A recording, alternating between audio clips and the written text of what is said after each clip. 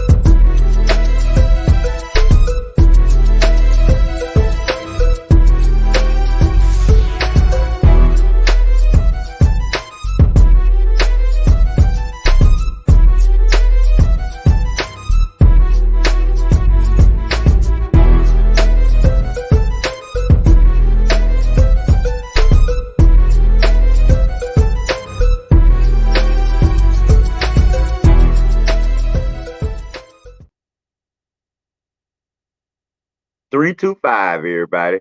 What's up, everybody? Let me get back in the center. We are back at it again. Red and Rev and Coach time. What's up, everybody? We doing it again with another show.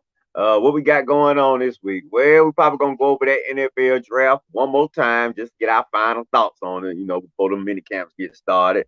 We got a lot of teams that was eliminated this week, so we're gonna discuss where we see them going from here. Lakers already got started on their offseason early, already sending out pink slips. Gave one to Darvin Ham, gave one to the entire coaching staff. We'll get into that. Big NBA series starting this weekend. Joker versus the Ant-Man. Definitely gonna get into that one. We got Mike Trout injury news, Odell signing news, NFL Network news. Maybe even talking about Caitlin Clark, my baby, a little chance. Anything we talk about her. on my face.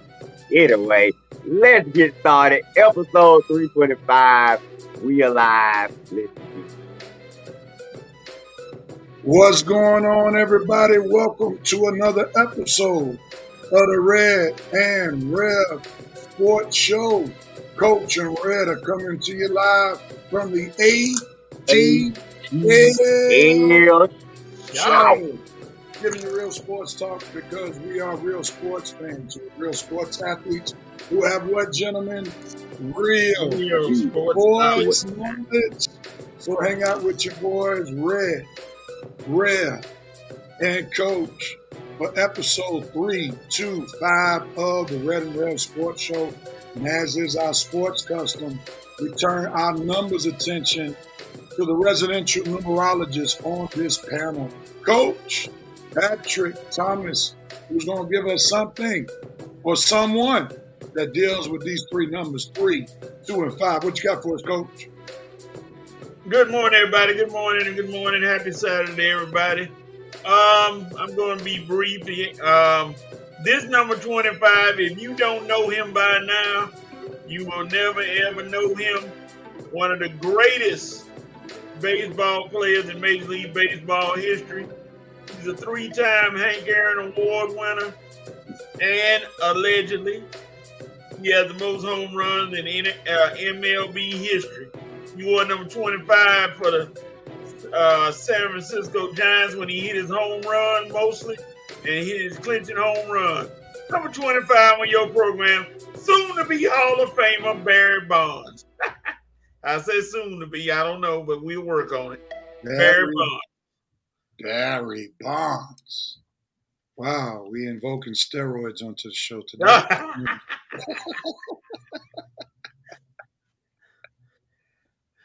Red, you gotta like the setup Coach did.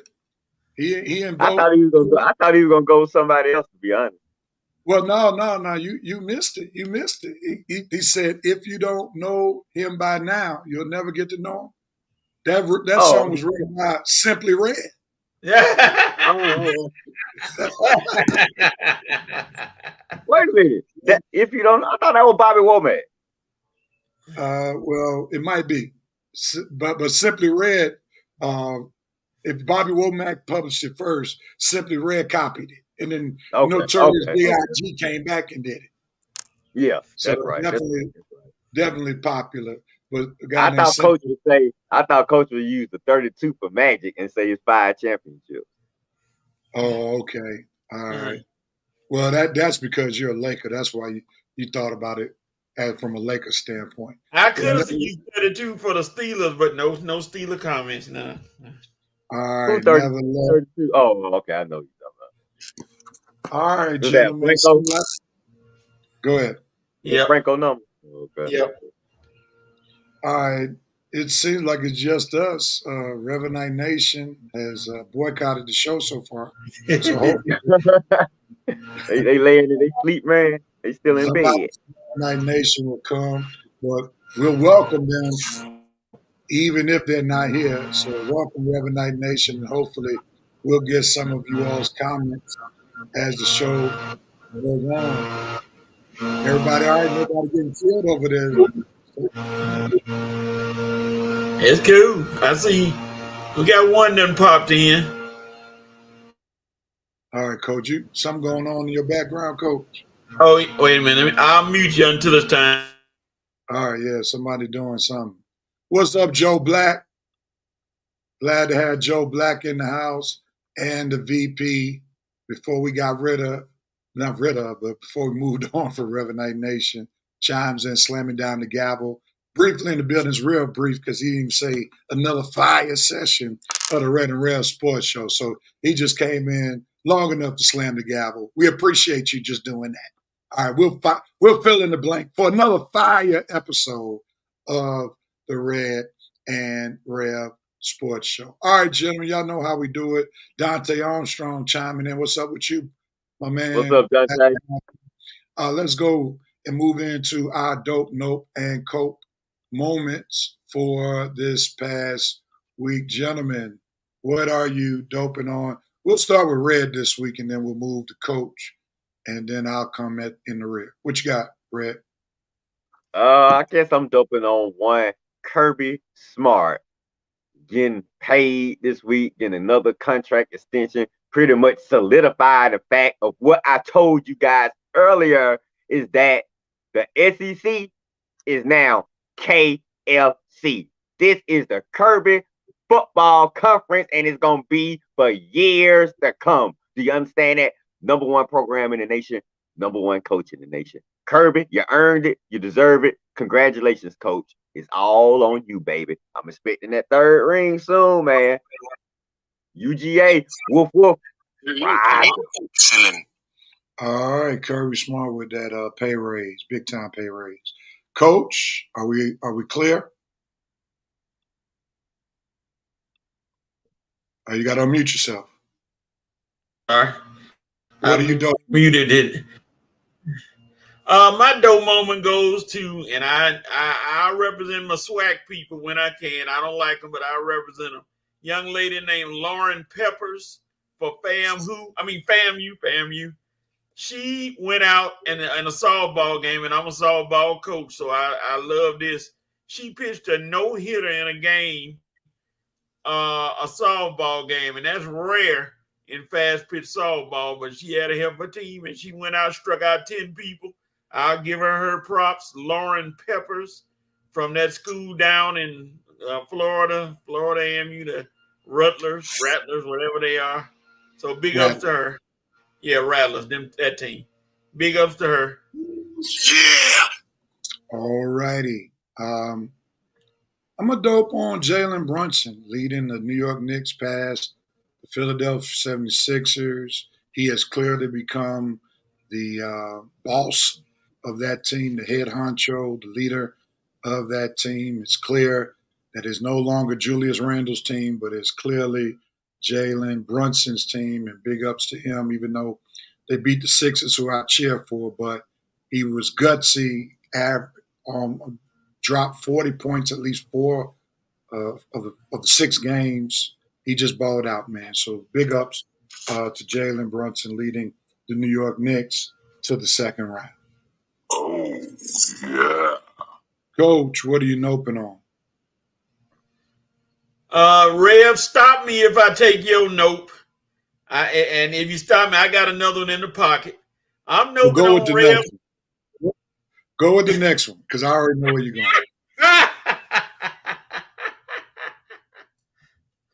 He told him, Coach. He said, "Go with the next." Yeah, well, I knew it was coming. Let's see. Oh boy, I had another one. I got to come back to me, Rev. Well, you go ahead on. You go ahead on with the one you were gonna do. No, that's yours. Come on back. I got another in the pocket. Come on back, because I know you're gonna expound on that one. Go ahead. My note moment goes to the person who has my last name, who is not a relative. We just have the same last name. We definitely don't have the same demeanor when it's time for big games. Because never in my life did I play a big game and score 0 points. And my note moment goes to one Tobias Harris, who will soon be formerly of the Philadelphia 76ers. How dare you, Tobias, ruin our last name with such a pitiful performance where it's in a crucial game where your team needs to win, and you only take 2 shots in 29 minutes, score 0 points while making almost $40 million this year. How dare you, Tobias? How dare you embarrass the Harris name? I'm embarrassed to have the last name Harris when it comes to Philadelphia Sixers basketball because of you. So please get him out of Philadelphia quick, fast, in a hurry. Take that stuff to the Memphis Grizzlies. Take it to the Detroit Pistons. But there is no room for 0 points in Philadelphia, And as most Philadelphians, I am glad to see you gone because you were terrible in a crucial moment. Terrible. Epic fail. Epic fail at epic proportion. You that sorry, man. I know Philly radio killed him. Oh, my Lord. My Lord. I think I need to go back and listen to some of those comments for real, because I know they killed him. Oh, man, just go to Twitter. You'll see how they feel. Yeah. Okay. Or X now. You'll see how Just they feel. just put in Tobias Harris. Oh, yeah, Lord. Yeah, his name is trending for sure. Okay. It's trending. Go ahead, Coach. My note moment goes to one famous owner, Jerry Jones, who in his infinite wisdom passed up on many a running back and said, wait a minute, let me finish. I can solve my problems by bringing back Ezekiel Elliott, and we are a Super Bowl contender again. Jerry, golly, man, come on. You are killing your franchise from the inside out, slowly but surely. It's like drinking a bottle of bleach. You don't see it on the outside, but you sure feel it in the inside. You are destroying your team, and the Cowboys will continue to be that team that looks good, just like that model, but got no brain inside, nothing inside. So, Jerry Jones, you get my note for the week. Wow. For bringing back Zeke. Oh, have mercy. Yeah, that was an interesting signing, to say the least. You would think he would be signed to be the backup, but Lord have mercy. Yeah. It leads you to believe, as some commentators are saying, that Jerry Jones may be purposely making it where Dak Prescott fails. Mm-hmm. That's what some people argue. So time will tell. All right. I'm coping with the fact. Rev, you got my note? Yeah. Rev, you forgot my note. Oh, you didn't go nope? I'm sorry. Go ahead. Oh. Sorry, y'all. Anyway, my note moment goes to one former Super Bowl champ for Reds Chiefs, Bashaud Breeland.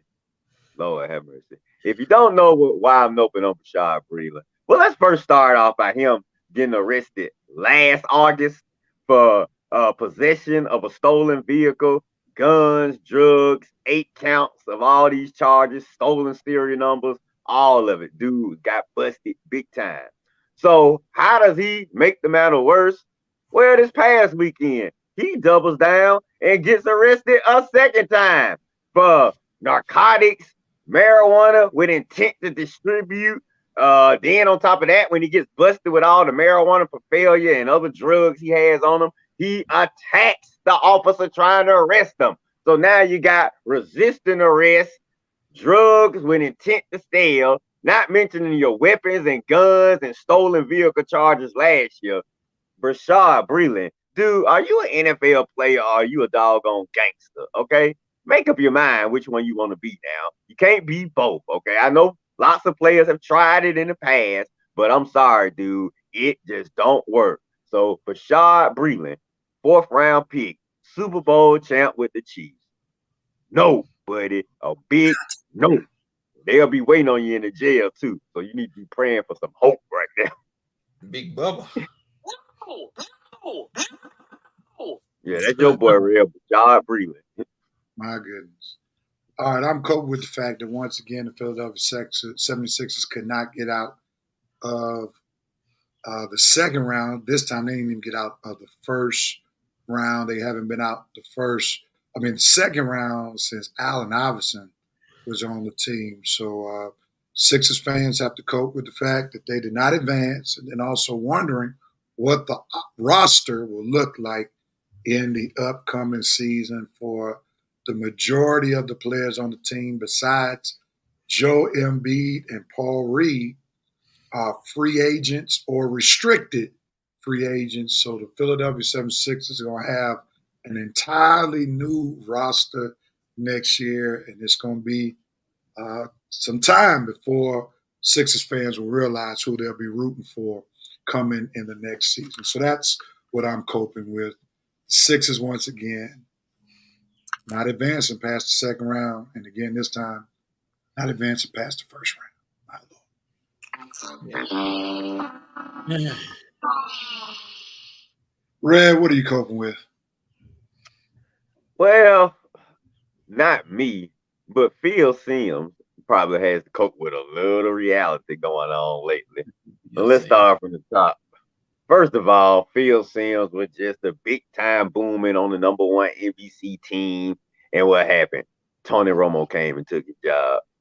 Then he was going great on inside the NFL, just doing it all every week, feeling good. And what happened? They changed the NFL cast, let Ryan Clark run the show now. Then Phil Simms was just doing good, sitting up on the desk doing the CBS pregame show. And what happened? Old Matty Ice come and take your job. God, Phil Simms, you just got to cope with, man. You just can't get no stability every time you get a good position in the media world. Some fool come and take your job, Phil Simms. I guess that's what we tell you. I guess it's time to hang it up, retire, go ahead, on to the house, relax, chill, put you some cigars in your mouth, drink you some beers. Because the media world just not don't want you no more, Phil. But we'll still hang on to Chris for a little while until Mike Florio get tired of him, and he'll be joining you up on the patio. So sorry, Phil Simms, you got to cope with media world. It's moving on from you, buddy. But good career, 2 rings, but you got to cope with the reality. Young Matthew. Coach, what are you coping with? I'm coping with the Phoenix Suns fans who heard from their owners and general manager saying that one said that we in good shape. 26 other general managers would trade their team for this team, which is crazy, a lie. And then the other one said that we gonna show the NBA how to properly use Kevin Durant. Newsflash, Kevin Durant has won 2 titles already without Phoenix. Before Phoenix, he won in Golden State. He been an MVP. I mean, how y'all gonna show the NBA how to use him and y'all constantly getting dropped in the first round of the playoffs? I mean, my God, the Phoenix Suns fans ought to be sitting there like, oh, Lord. And then you got to deal with Bradley Beal making all that money and not producing. Devin Booker might be gone. I mean, it could almost amount to a train wreck in Phoenix. So, yeah, big ups to the Phoenix Suns fans. Cope with your ownership who knows absolutely nothing about what they're doing. Wow. All righty. Let's see what Revenant Nation is talking about on today. And it seems like the memo got out that we were on the air and now they have come. So thank y'all for joining us. We appreciate you. Let's see what they're talking about on today. We got Revenant Nation rise up like those Phoenix Junior Falcons. Dave Burns watching from Cedar Hill, Texas. What's up, Dave? Dante said he's doping. Goes to Jamal Murray, game-winning shot to close the series. Yeah, that joker hit 2 game-winning shots in that series. What's up, Horace? Thanks again for being on the show last week. Joe Black doping on the Lakers finally getting rid of Ham. My Lord. David Burns is doping on Michael Penix Jr. getting drafted to the Las Vegas Raiders. That must be on your John Madden for next year. What's up, fellas? Thanks for the shine last week, man. Thank you, bro. David Burns doping is my Mavericks take down the Clippers last night. Yeah, they did. Horace doping on Kyrie Irving continues to use his God's-given talent. Yeah, Kyrie looks real good this year. Winston, what's going on, bro? From the eye test. Smash that like button like Winston said. Dante is noping on Pat Beverly, bro, a clown for sure. We'll talk more about that. David Burns, Donkus, Irving, and company send the Clippers packing to Los Angeles. They wore. You already say that? The VP doping on Dak. Charges for the alleged incident being dropped. Jerry Jones, crazy old man. Bringing Zach back. There got to be a note. Cowboys just keep on winning the internet click sweepstakes. David is excited about playing the Thunder. Harris got the same nope I had. Anybody making over 100 million go scoreless. Yeah, they need a refund after that. Joe Black, nope, and tie between Glenn Rivers falling again and Pat Beverly. Not Glenn Rivers. Pat Bev got to get the edge. Come on, Joe. You don't like Glenn Rivers because you didn't call him Doc. Young and Glenn. Doc didn't have his two best starters. Come on, man. Two best players. Come on, man. Got to give Doc a break on this one. What's up, Antonio? Glad to have you on the show. What's up, Antonio? Says, pause, my Mavericks about to rain on the Thunder. Look at David Burns with the metaphors today. All right. VP. It's a heck of an analogy, Coach. Got to use that Bleach reference. David Burns said, yes, I agree, Coach. On the Cowboys, Ezekiel Elliott should have stayed where he was. The VP. Nope, and NFL sending a cease and desist letter to the Houston Cougars for blatantly copying the Oilers-inspired uniforms. University of Houston reportedly continue plans to use and sell the uniforms. You got to love it. Nando, what's up, bro? Glad to have you. And indeed, follow what Nando said. Click that like button. Truly appreciate it. Joe Black is coping with Rod P. is still running the Lakers. So that means Joe Black is not feeling anything that's going on with the Lakers, where he wants Rob Pelinka gone. Harris is coping with the Braves, trying to maintain while Acuna, Olsen, and Riley not hitting their stride yet. Man, that's it. We got to talk about that later, man. They are. It's amazing that they're still one of the top teams with those three not hitting. Laughed out loud. That's funny about 76ers. Knicks put it on them. Mr. Woodruff is coping with the WNBA already missing the mark. They aired the Fever Wings game for free on the WNBA app, but ignored airing for free the second game. Chicago Sky Minnesota Lynx capitalized on Angel Reese's popularity along with Clark's. They also missed a chance to market their WNBA League Pass to new fans. Shaking my head, make it make sense to be continue. Get on the marketing flaws of the WNBA. Why don't you, Mr. VP? David Burns says Phoenix Suns didn't see light at all in that series. They didn't bring it, man. He's on fire with his metaphors. Winston throwing dope, saying Caitlin Clark going for 21 in the WNBA debut. And these are preseason games, am I correct? Yeah, preseason. Okay. And Joe Black said Glenn's coaching got Atlanta folks thinking melted ice tray was a chance. And Winston Thornton said, nope, Sky and Lynx game not being televised. All right. Hold the WNBA accountable because they need to be riding this wave. Right. How you not have Caitlin games televised? Yeah. Anything Caitlin needs to be on the screen, period. All right, gentlemen, let's move on. Let's get to this topic. NBA playoffs. We're in second round for some series. One series is still going on. We see I told y'all we'll go to some games. In the Eastern Conference, we'll start with the lower of some games, and then we'll go to some hot topic games. We see that the Pacers finished up the Milwaukee Bucks. There's no surprise that when Greek Freak as well as Dame Dollar were both compromised in that series. Dame missed one game. Ironically enough, they won one game without Dame and Giannis. But nobody thought that they could win a series with Dame being compromised and Giannis being sidelined the entire series. And Halliburton and Siakam take the Indiana Pacers to the second round. Any further comments for that particular series, or should we just move on? Which series, real? Pacers versus Bucks.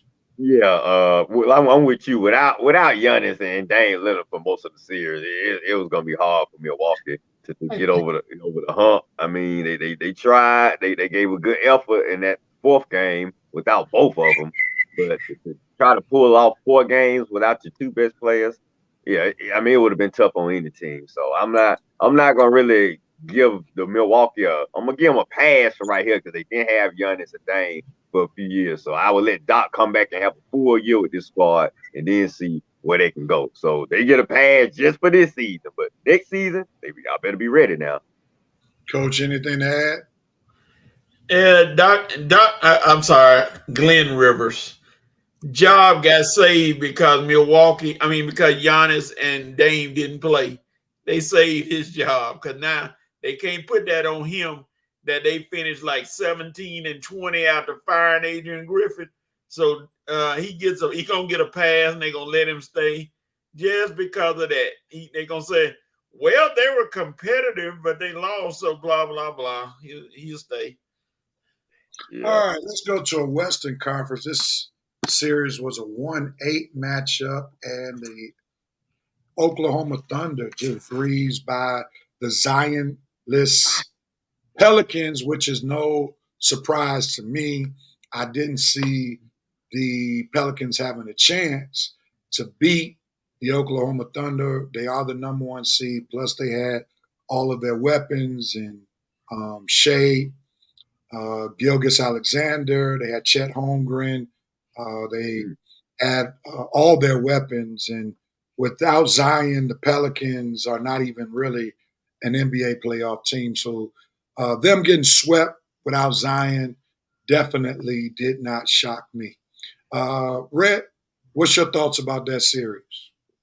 Well, it shocked me, Rev. I was completely surprised. I mean, I thought New Orleans had a little bit more fight than this. I mean, I know they didn't have Zion, but they played stretches and even seasons without Zion down the stretch and played a little bit more competitive basketball than they did in this series right here. I mean, you would think that Brandon Ingram would step up or something. I mean, in that last game, 8 points, 2 of 14, 0 for 3. Brandon Ingram, dude, you can pay some money too now. I know CJ McCollum, you can't put it all on CJ McCollum. I mean, he's doing everything he can. I mean, but he's older. He can't really take over games like he did when he was maybe in a Portland uniform. And these young guys, Trey Murphy, 7 points. Valanciunas to the center. What are you doing? I mean, you had a double-double. I'm just saying, Herbert Jones. I mean, to Rev, a lot of their role players and side players, they didn't step up to me in this series. They had a disappointing performance. Now you got to get OKC they flowers. These young boys are really impressive. I mean, Shea Gilgeous-Alexander. I mean, what he's doing with this team. I mean, shit. And Jamal Williams and all these kids, the coach who won Coach of the Year, good job.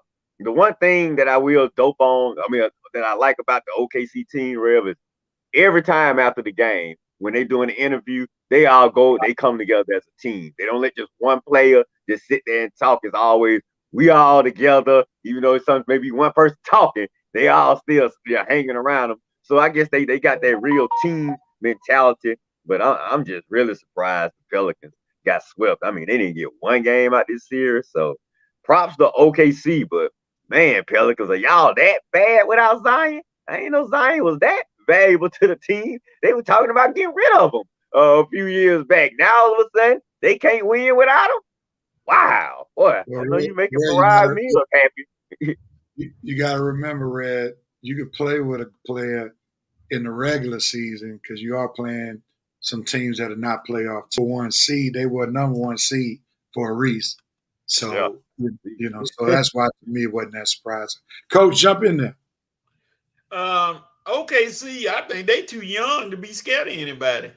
Nobody over 25, I don't think, hardly. So they too young to be scared. They just go out there, have fun. And if they get on the street, you can't beat them. And now, again, they're going to play Dallas, who got some size. But what Dallas gonna do with everybody on the court that can shoot a 3? All them out there shooting, you got to do something because those guys ain't scared of nothing. Go. Let's stay with the series first. First. I mean, the Pelicans, you already said it. What need to be covered? Pelicans, it wasn't ready. No Zion, no pride. No Zion, no pride. I mean, whoop-de-doo. Bye. Thank y'all for coming. All right, let's go to back to the Eastern Conference. We see that the Celtics finally disposed of the Heat in 5 games. Really no surprise. The Heat did not have Jimmy Butler the entire series. It's a surprise that they won one game, but that was to be expected to a degree because the Celtics are always good for one clunker, as I think I said when I was describing the series. So we see that they finally took care of business in epic fashion where they blew the brakes off the Heat, particularly in the final two games, I believe. Besides Porzingis' injury, any surprises in that series? Any thoughts about that series? It's a surprise to win five games. But that's like you said, though, one clunker. Boston is clearly superior, and no Jimmy Butler. And the Mavericks needed a hero. Not the Mavericks, I'm sorry. The Heat needed a hero, and Tyler wasn't it. And the rest of the team, Bam out there by himself. Bam say, well, I can put up 20 plus, but Bam, the Celtics scored 100. So he had no help. He was outgunned, outman. And Eric Spoelstra, all the accolades, coach of the year, he the greatest coach, he this and that. He was undermanned. He ain't having a chance against Boston. Boston is just too strong for them, even with Crispy getting hurt. Red, any thoughts? Yeah. Miami needed a hero, coach. And they also needed a butler to come clean up this mess. And obviously, they got neither. So I don't know why you keep attacking the Heat, coach. I'll let Maurice deal with you on that, but I like Spoelstra. I think he's a good coach. I just think without Jimmy Butler, without their best player again, you catch a team without your best player. But man, Boston, Lord have mercy, they just like you said, they just destroyed them in the last 3 games. I mean, the most they got was 88 points. So, man, have fun, Boston. You caught you a little lucky break first round, but don't worry because the challenge will be coming. So I hope you're ready, Joe Mazzulla. This round wasn't nothing. Next couple of rounds, we're gonna see what you got. So yeah, you got through the Heat, Jimmy Butler list, probably a gut list. I mean, they weren't as tough as they were last year, Heat team, but we're gonna see what you do these next 2 rounds. Rev said you always do one clunker series. Yeah, in the first round, you do 2 or 3 clunkers with the next 2 or 3 rounds, Rev. So we're gonna see how those clunkers work. And no Porzingis. Okay, I smell a little blood. Okay, Joe Mazzulla, time is now. Come on, Mitchell. We're gonna see how much trash you talking now, Mitchell, without Porzingis, and now you playing some better teams. So we're going to be watching and we're going to be waiting. And I'm going to see how good this Boston team really is. I have my doubts, though, Rev, and I still got them. All right. Before we jump into the other series, we're going to see what some of the River Knight Nation had to say. Bucks should have never fired the coach they started the season with, not for some Doc Rivers. Mark Jackson would have had them clicking. That's debatable. So happy the Pacers took the Bucks out. I finally got my wish.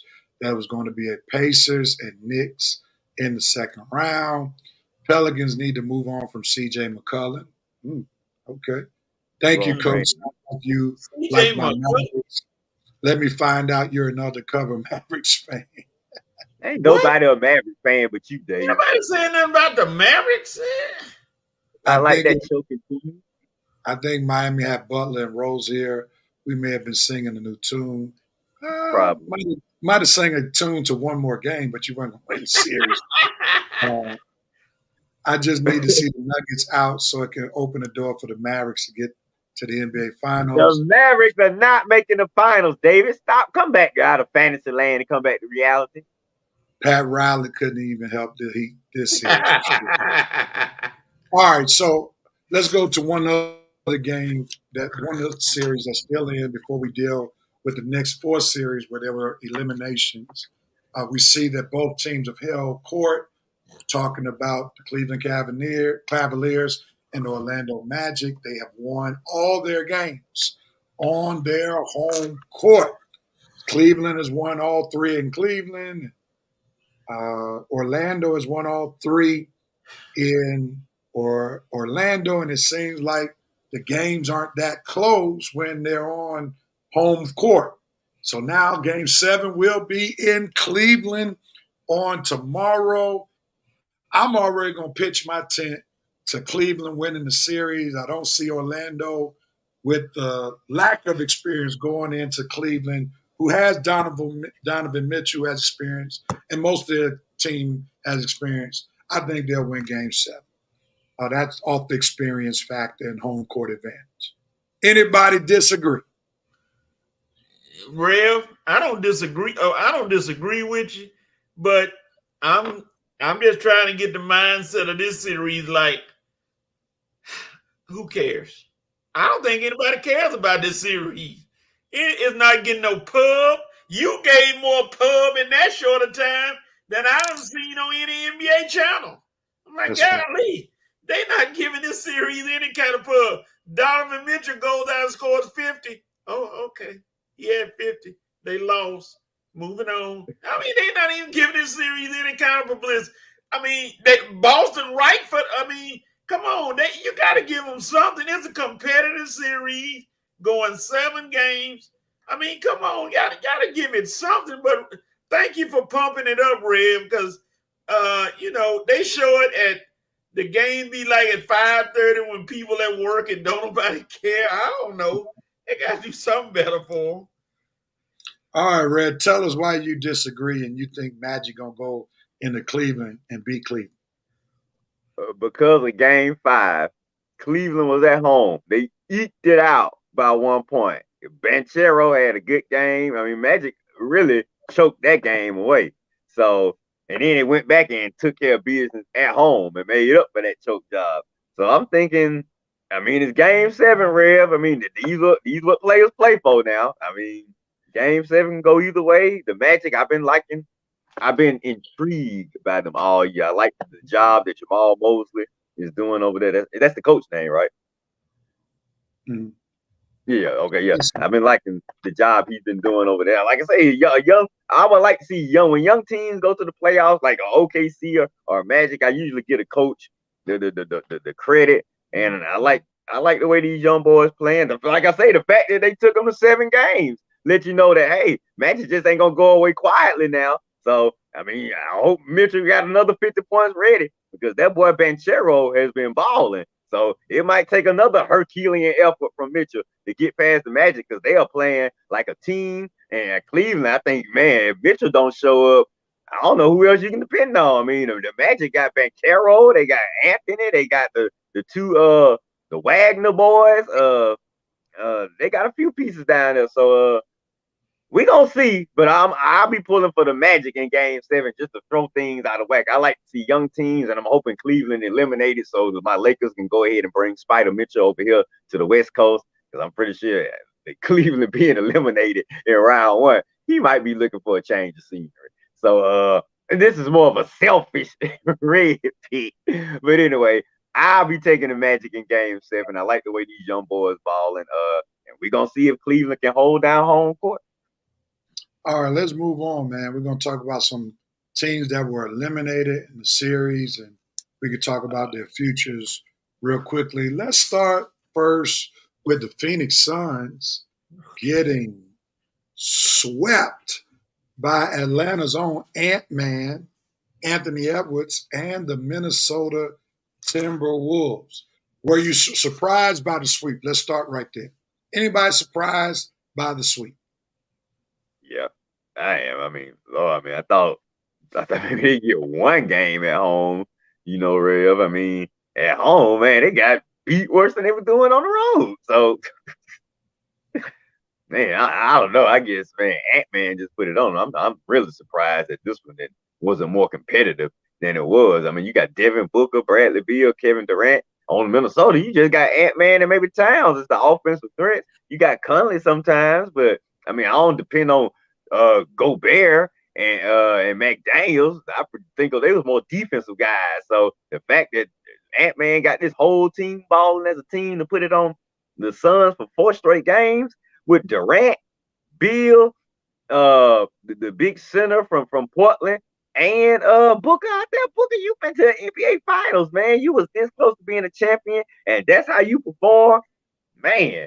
I think some of those guys, we starting to have to call some of these guys overrated, because just to get swept like this, man, is Ant-Man that good? Well, maybe, but man, Phoenix, I mean, y'all just put this team together, your first playoff run, and this is how you show up. You added Bradley Beal. I'm just thinking about the changes they made during the offseason and coming into the season. I know they didn't have plans to get swept. So, man, very, very disappointing, Real. Very surprising and disappointing. Phoenix, Coach, y'all got some. Sorry, go ahead. Coach, jump in there. You surprised? No, Red. Sir? Did you include Bradley Beal in those names? Oh, I did. Why? Oh. What happened? Should I? I know he sucked. Did he suck that bad? Bradley Beal is one of those players that if you depended on him to put out a fire, he'll pour gas on it instead of water. Oh my gosh. Come on, man. Bradley Beal has constantly disappointed. And when they keep saying big three, I'm like, who else? Where the other one at? I see Booker, I see Durant, and then they say Bradley Beal, and I'm like, huh? Bradley Beal is the most inconsistent. Well, he ain't the most inconsistent, but he in the top three inconsistent players in the NBA. I mean, he doesn't show up. He can't show up. He gets out there, and then he wants to. After he went off the court that day, after the game when they were getting eliminated, David Vogel tried to shake his hand. And he brushed his hand away. David Vogel said, "You need to be working on shooting with that hand." He should have told him something and said, "Come on, man, you want to shake my hand? It's all right, man." I'm not surprised at all, Rev. I'm not surprised at all. Phoenix just, they don't have a leader. Nobody's a leader on that team, can step up and lead that team. That's all they need. They don't need no big three or nothing like that. They just need a leader. I agree. I totally agree with that.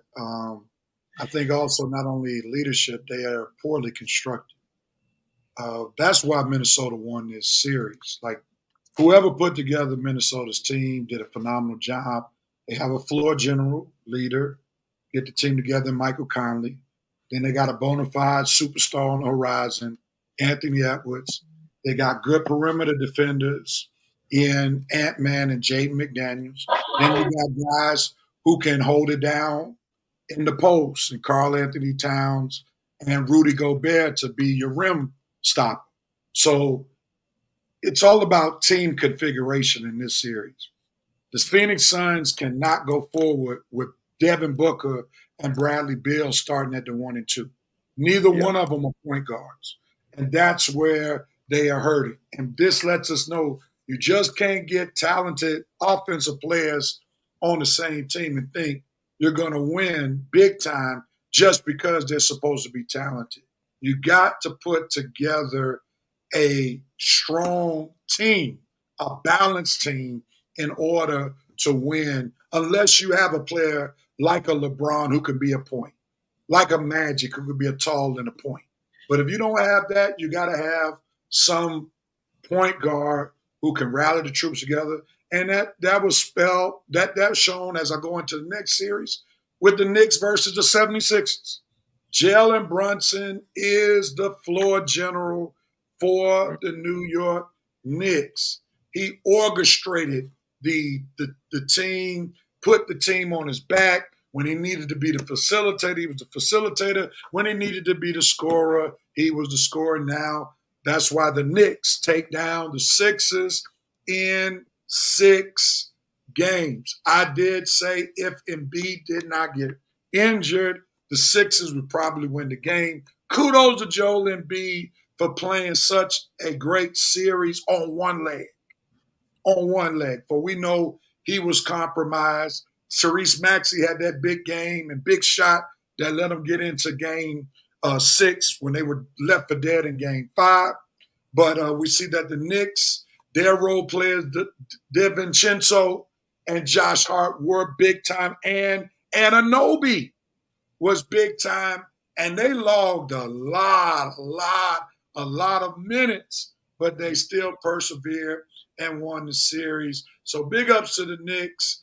I knew that if Embiid was compromised, that was going to be a tough series for the Sixers to win.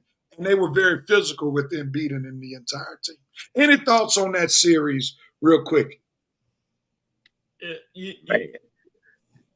Jalen Brunson, like you say, man, I'm just saying, everything he's pretty much turned the entire Knicks culture around. I mean, this guy just bought winning attitude, winning play, clutch play.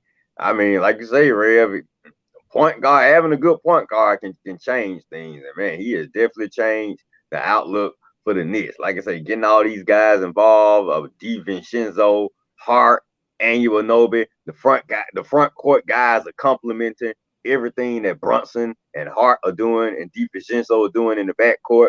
I mean, like I say, they put together a nice team. So whoever's in the Knicks front office, finally, we can give you your flowers because y'all, through the years, y'all have sucked, boy. But man, y'all definitely got a solid foundation. You definitely got somebody in the front office who knows what they're doing. I mean, if Randall was out there, Red, it probably would have been a sweep.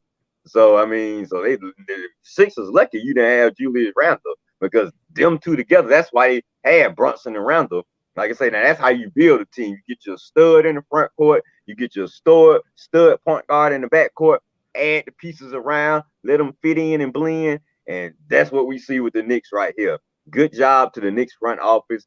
Good job for making the Knicks relevant again. It's just something about Madison Square Garden being on fire and being relevant. And Jalen Brunson, I'm in awe, buddy. I am in awe. I made this post rev last week. Jalen Brunson is doing for the Knicks what the Hawks fans wish Trae Young was doing for them. Coach, your thoughts?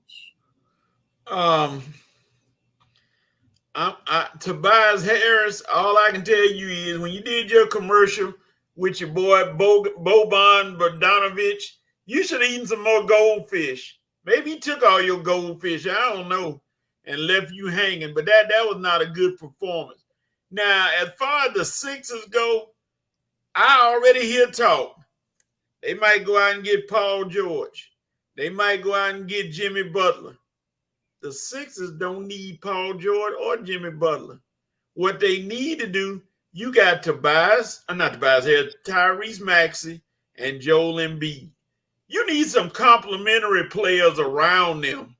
You don't need to try to make no big three and stunt Tyrese Maxey's growth as a budding superstar.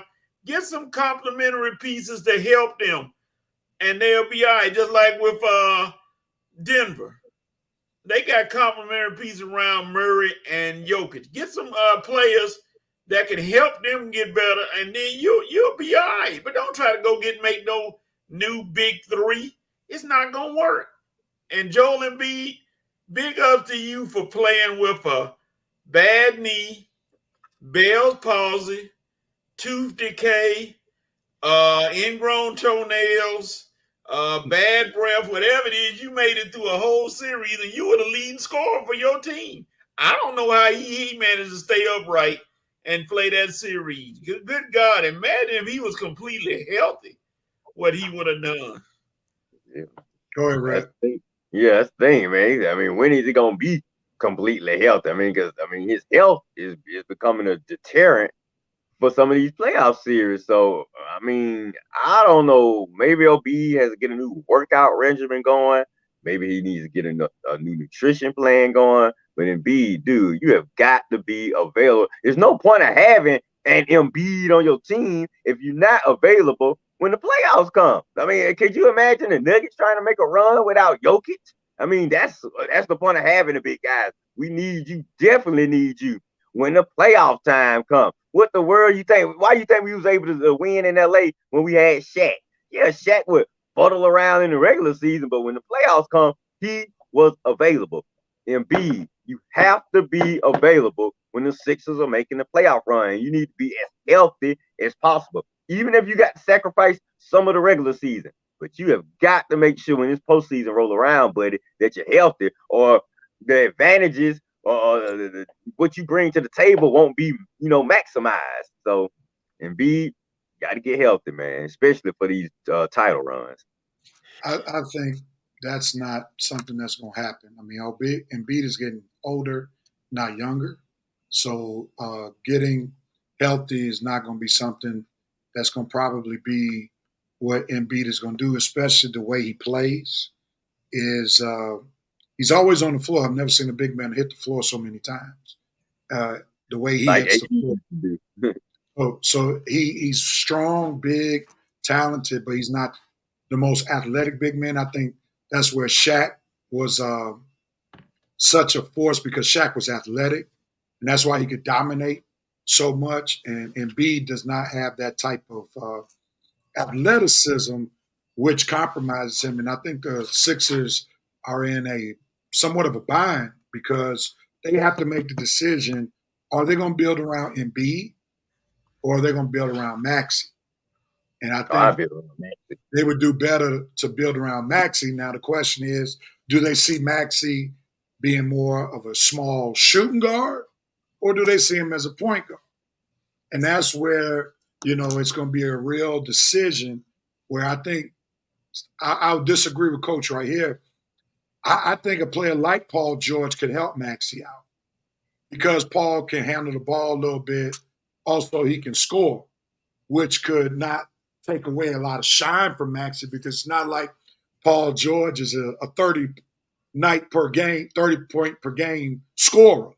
I think he would be more complimentary to Maxey, not overshadow Maxey. And I think that would actually be a good fit, because he can offset when Embiid is hurt or when Embiid is compromised.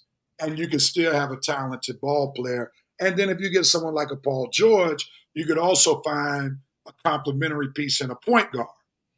I think where they messed up also is re-signing Paul Reed, matching the Utah Jazz offer sheet. They need somebody who has more size as a backup, especially with Embiid being hurt so much. Paul Reed is a center in a small forward's body, and that's where the problem lies. So they need somebody who's bigger, who can offset Joel Embiid, and his name is not Mo Bamba. All right, his name is not Mo Bamba. We got rid of him with the Lakers. The controversy. And somehow they signed him on the Sixers. All right. While we're having this next discussion, I'm going to log off and then log back in while y'all talking about it, because I got to get on the road in just a second. But we'll go with the Clippers right here and the Mavericks. And that concluded last night. Kawhi played 1 out of the 6 games, and we see that the Clippers got clipped by the Mavericks. I'm sure David Burns is excited. He's been waiting for us to get to this series. Kyrie Irving, Luka having a season together. We see that they mesh. They are bringing their talents together. Also, the Mavericks got some great pieces around those two, and P.J. Washington, who has found a home, found a place to play with the Mavericks after having some subpar seasons with the Charlotte Hornets. We see that Gabbert, who was with the Washington Wizards, has found some magic with the Mavericks. And then Derek Lively, the rookie from Duke, is playing phenomenally, coming off the bench, giving them some athleticism, a rim protector. So the Mavericks have really orchestrated a great team. And we see, once again, a stinker from James Harden, which is no surprise. He's been doing it his whole playoff career. We see Paul George tried to do what he could do. Kawhi does what he does, not play in the playoffs. So we see that the Clippers have some major decisions that they have to make. I'm going to get ready to log off, but you all take the discussion. Y'all heard my thoughts. Feel free to add on. Ain't nothing more to say after that, Red. You said it all. It's one thing, Red, before you go. If Kawhi Leonard goes and plays in the Olympics, and you know how I am about flying, I will fly to Los Angeles, catch Steve Ballmer, and say, void his contract immediately. Not next week, not before the season starts. Void his contract immediately, because he cares more about the Olympics than winning for y'all. Get rid of him before you open up the big Intuit Dome. Come on, man. That's ridiculous that you don't even attempt to play. You play one game, your team needs you, but if you're able to get out there and play in the entire Olympics, and act like you ain't in no pain, cut him immediately. And I like Kawhi, but Kawhi got to go. I agree with you, Coach. That's a very fair point. He has no business touching a USA Olympic uniform, not playing in the playoffs, and he's getting paid too much money by the Clippers not to be ready and present when playoff time comes around. So let me ask y'all this question. The Clippers are the eliminated team. We know that they have 4 future Hall of Famers: Paul George, Kawhi, Russell Westbrook, and James Harden. What do the Clippers need to do going forward? I'm going to let y'all talk about that. I'll jump on in just a second. Pray. Coach, I'm with you 100%. Personally, I would be done with the Kawhi experiment. I mean, like I just said, I don't know if I read it on the show or read it before the show started about the history since he's been there. How many play-in eliminated? In fact, let me pull it back up. I got it right here. I'm trying to read it. Just read it. Okay, like I say, you blew a 3-1 lead in 2020. That was in a bubble. I remember you blew that to Denver, and they were fully healthy right there. Then in 21, you choked in the Western Conference Finals to the Suns. Kawhi hurt. 2022, losing the play-in game. Kawhi and Paul George hurt. 2023, lose to the Suns in the first round. Kawhi hurt again. 2024, this past playoff series, lose to Dallas in the first round. Kawhi hurt again. What, Clippers? Are you crazy? Why are you even thinking about re-signing this guy? I mean, from the moment he got hurt 2 years ago, I would have said, okay, once his contract is up, we done. I mean, this dude is hurt entirely too much. And then on top of that, he's not even a team player. He decide when he want to play. If I'm hurt, if I'm even hurt a little bit, I'm out. I got to be 100% pain-free for me to play. Dude, that is not how it works in the NBA. You are the highest paid player. You're supposed to be one of the top players. Sometimes you just got to go out there and sacrifice and just push it through. You got to grind it out sometimes, Kawhi, and that's what you are not interested in. Paul George, he's a soldier. I know I call him Pammy George sometimes, but I can trust him.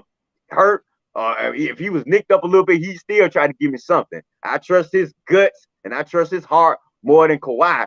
And I think I agree with Rev that he might fit a little well on the Sixers, especially with Embiid in and out. I mean, you have Maxey in the backcourt, George in the front court. I promise you this, I bet you George won't give you a Tobias Harris game, 0 points in a playoff game. So like I say, I just don't understand why Steve Ballmer would be interested in re-signing Kawhi or investing any more money in Kawhi. To me, I think that era has sailed. You gave it a try. You tried to compete with LeBron. It didn't work. Okay, you have nothing to show for it. Why? I know you're going into a new building in Inglewood next season, but Steve Ballmer, that's why you have NBA executives. You find trades. You can trade and get you another guy over here. You can find somebody. You can find a team that'll be competitive going into the new building. You don't have to have Kawhi or Harden or George going to Westbrook. Now I would resign Westbrook. Now that's about the only one that give you something. I mean, he'll give you something. He ain't got it no more. He gonna give you something till he just broken bones on the court. I would resign Westbrook and keep him in that same role, the energy off the bench. Shoot, you might even have to bring Harden back but like I say, I don't even know why you would think about bringing Kawhi back. But like you say, Clippers got some decisions to make, but that's just my 2 cents. I mean, I think they should bring everybody back except Kawhi. Because George, like you said, George is going to give you some. Harden, for a moment, he seemed to play well without Kawhi on the floor because he thought he was a floor general. Westbrook going to get, like you said, he ain't going to ever miss a game. And they got a good nucleus of guys on the bench. You got Powell. You got Big Zia play, give you something in there. You got Terrence Mann, who's a good young up-and-coming player. You got some players. But I'm telling you, I ain't never seen nothing like that before. If Kawhi goes to the Olympics and proclaims he's fully healthy and gets on that court, Ballmer, cut him immediately.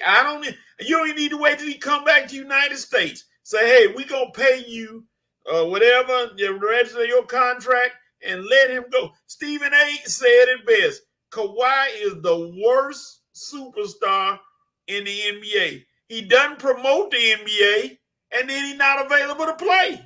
So, I mean, why is he on the team? I mean, why is he there?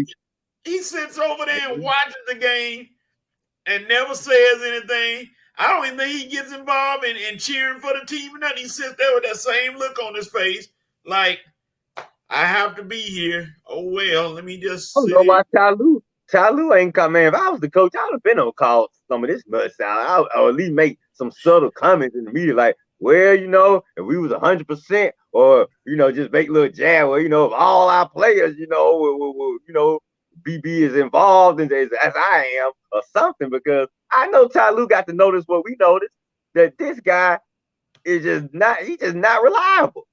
Not reliable. Like you say, the worst superstar in the NBA. You don't promote it. You're not there for your team. You know, you don't speak to the media. You don't do anything to reassure the fans that everything gonna be all right. When Kobe was out, man, coach, when Kobe was out and hurt and playing, I thought even though Vanessa was dressing him at the time, it was complete embarrassment. Looking at them clothes he was wearing on the sideline, at least he was there on the sideline, pumping us up. You remember Kobe used to be coaching the team when he was hurt, grabbing the clipboard, writing plays up when they was in the huddle. That's what you want your superstar to do. When we had that Dwight Howard incident, Kobe came from the locker room and said, all right, y'all, I'm here. I'm with you. Let that clown leave. I am here with you. I am not going anywhere because this is my team, my town. Oh, coach, I just miss him so much, man. But that's what you need. Yeah, let me go to the nation and the comments. They got plenty of comments on this. Ms. Harris. Sorry, y'all, we got into it. Good morning, gentlemen. Hey, Ms. Harris. How you doing? How you doing, Mama? How you doing, Ms. Harris? Anthony Cora said, my pick was Orlando to begin with. I wasn't surprised. Like I said, Durant need Curry, Curry need Durant, and neither one can beat time as the old Lakers. Same with the Clippers. You need youth. Sixers a 1.5 man show, and the Bucks got what they deserve by dropping Griffin. Yeah, that's not a smart. That wasn't a smart move to begin with.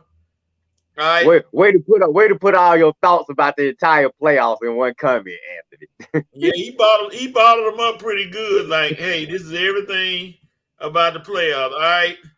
Let's see. Joe Black said Phoenix needs to build a team around KD.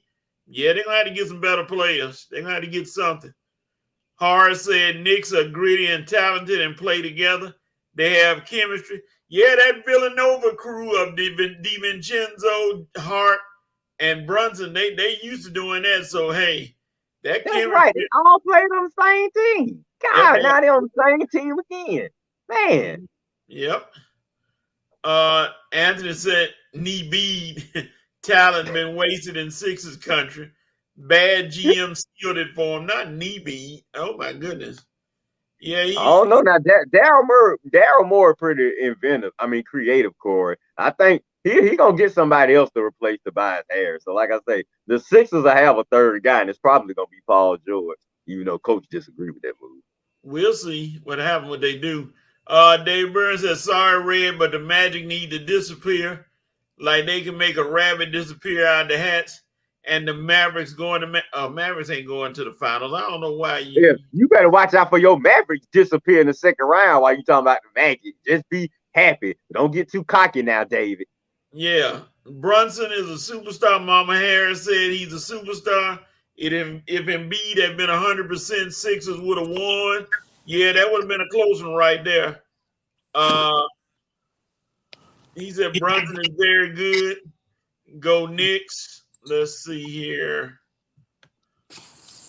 Who you want your Mavs to see? When you say you want your Mavs to see what team? Let me know who you want your Mavs to see, David. Joe Black said the Clippers need to retool heading into the new arena. They sure do. Don't need to bring Kawhi back. Kyrie saving that team. Leonard worse than knee bead. He called it knee bead. I'm gonna leave that alone.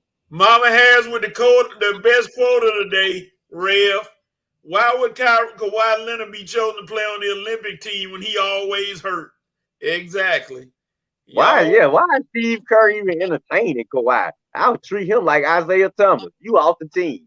We're replacing you with somebody else. Yeah. Horace said Clippers need to wipe slate and reconfigure team. Yeah. Marion Frank. That's gonna be hard. That's gonna be hard because of the new arena. You gotta have some star power going into a new arena. So if they were still in crypto, then I would say yes, but it's gonna be hard selling big tickets without a name. Yep. Get them out of our arena, Rev. I want them clowns out. Marion Franks, good morning, man. Afternoon. So is the fact saying that Kawhi is soft What's like up, Mary? Mr. Whipple Sharman? Well, we call them soft, but just very injury prone. Very injury prone. I gotta agree with Coach on this. I gotta agree with Coach on this, Rev. I say soft because, like I say, even when he's hurt, he doesn't pump you up and inspire you. I thought, like, when Kobe was hurt, he still was inspiring us from the bench, even though in them tacky clothes Nessa used to pick out for him, but he still inspired us. You know what I'm saying? Kawhi, like Coach say, Kawhi just sit there. No emotion, don't say nothing. You don't see him in the huddle, galvanizing the team, drawing up plays, helping Lou out something. You don't see him in the press conference saying, even Giannis been hurt, even he speak up in the press conference sometimes and tell you, well, what's up? So I would prefer a guy like Giannis than Kawhi Leonard any day. Now we're going to go back a little bit. Marion taking us back. He said Kawhi Leonard, like the Camby man, Marcus Camby, who stayed hurt a lot. He got a lot of blocks. Yeah. All right. Anthony said, grind it out like Anthony Davis. Wait, Rev, I got him. I'm Red. Mama Harris say, I was late joining in. Did you apologize to the king? Uh-oh. Oh, we haven't gotten there yet, Mama Harris. We haven't even talked about it. I won't be as hard on them today as I was on my page, though. David said, my Mavericks can take Kawhi. We would know what to do with it. We really? No, you don't. What? All right. I told you, get out of fantasy land, David. Come back to reality, please. Nah. Luka don't want no part of Kawhi. No. Exactly. You think Luka and Kyrie gonna say? You think? I don't even think the owner will sign off on Kawhi. Mark Cuban wouldn't even sign off on him coming. Here's the reality for the Sixers with Embiid, Clippers with Kawhi, and now the Bucks with Giannis. These dudes ain't getting no younger. No. That's the difference. And this is where these teams are gonna have to decide if they keep these players, who will be the player that they will actually try to build around. Because the Bucks are getting killed building around Giannis, and for the past 4 seasons, he hasn't been present. You know, Embiid gets hurt. Kawhi gets hurt. So you got to develop a different strategy. You can't keep building around these guys, you know. Red Mama Harris is on one today. She said, Kawhi, I'm just here for the check. That's right, Miss Harris. That's all he there for, is to pay that. Really, Miss Harris, and me and Coach, I just read the history of Kawhi's tenure in LA, Mama Harris, and if you look at it, you would think, yeah, that's all he there for, is the check, because he ain't doing nothing. Swept, play-ins, getting choke job. Man, dude, all you doing is picking up a check. You have not done anything for the Clippers. And why your idiot owner be sitting there with his bald head, be so pumped up? I be like, dude, what you so pumped up for? You better deal with that Kawhi issue while you all sitting over there up under the goal. Yeah, just go Clippers. No, how about get Kawhi out of there first? Alexa said Kawhi is never going to be healthy. At least Embiid plays and gives it his all. Yeah, he does do that. He does do that. Marion said Kawhi is no Kobe. I don't know if he's just a K. That's about it. I don't know. He can't call him Kobe. Right. Jerome Case, what's up, Jerome? Brittle bone syndrome is a real thing. Just AD. Oh my goodness, not the brittle bone. AD played 70 games this year, Jerome. So speak on facts, okay? Horace said not Kawhi's personality, which means just out there. Jerome saying B's body is made of peanut. That's funny. Golly. And that was good. body. He definitely has a bad body. Mama Harris said, does Leonard still have his king keychain? Nah, that's gone. That's gone. We ain't seen that commercial forever, Mama Harris. Yeah, that's gone. Yeah, so all right. Let's jump into that last series. The Nuggets finished the Lakers in 5. The rich premium. We know that Jamal Murray was the closer of that series, where he closed out the Lakers 2 out of the 4 games that they won. The bright side, if you want to say there was a bright side for the Lakers, at least they didn't get swept. They did win one game, and they were competitive in almost every game. And they could have won at least 2 of the games that they lost. So we see that the Lakers are no longer in the postseason. The Nuggets have clinched, and they go to the second round to play. Who do they play? Minnesota, beginning tonight. Yes, so sir. with that being said, we'll talk more about the Lakers here, and then we'll go to the Nuggets against the Timberwolves. We're gonna let Red get his feelings together before he starts. Coach, what are your thoughts about the Lakers coming up short against the Nuggets? I'm gonna tell you one thing that a lot of people not talking about that was missing. No Vanderbilt, no Christian Wood. That size factor, no subs to get AD and LeBron, big men to get them out of there and rest. So they had to play more minutes, which wore them down. And I ain't gonna talk too bad about Russell. He did come back in Game 5 and had a better Game 5, but it's clear that I didn't hear much from my boy, my favorite Laker of all time. Not all time, but that's my favorite. Rui Hachimura. I didn't hear a lot from him. He did well. He did okay, Coach. He did. He was kind of quiet. He played well. He had some shots. He had some threes. He played well. I think your first point is very valid in terms of Vanderbilt, because Vanderbilt could have been the one that they would put on Jamal Murray down the stretch, because he normally has the athleticism and the length to be able to not stop Jamal Murray, but defend Jamal Murray. And I really think this was a series where someone like a Dennis Schroeder was really missing, because he could have pressured Jamal, not say stop him, but he could have made him work a little bit harder where Schroeder can pick him up 94 feet. And with Jamal Murray being somewhat compromised, that could have worn him down. But you can't ask somebody like an Austin Rivers or a D'Lo to be able to stop him. And, D'Angelo Russell gives you offense, but he's not a winner. And that's why I didn't like the Lakers bringing him back, because he's not a winner. No. He, I think, is more like a chump killer. Like, he'll jump on teams that, don't have superior or similar talent to the Lakers. But whenever he's up against a huge obstacle, he crumbles. And he's not the brightest player in the world. He's talented, but not the brightest. He's not the toughest. And when you're playing against someone like as tough-minded as Jamal Murray, tough-minded as Aaron Gordon, Jokic, Michael Porter Jr., you got to have guys who, like Deion Sanders would say, who are dogs. And, AD, to his credit, he was a dog. Before he got that little stinger now, he went back to brittle AD in Game 6. He just got bumped in the shoulder, and all of a sudden, it was like his shoulder about to fall off. But, the one thing we cannot say is he did not let Jokic punk him. He went toe-to-toe with Jokic for the entire series, and that's why the Lakers had a chance to actually win more games in this series, because AD stepped up to the plate.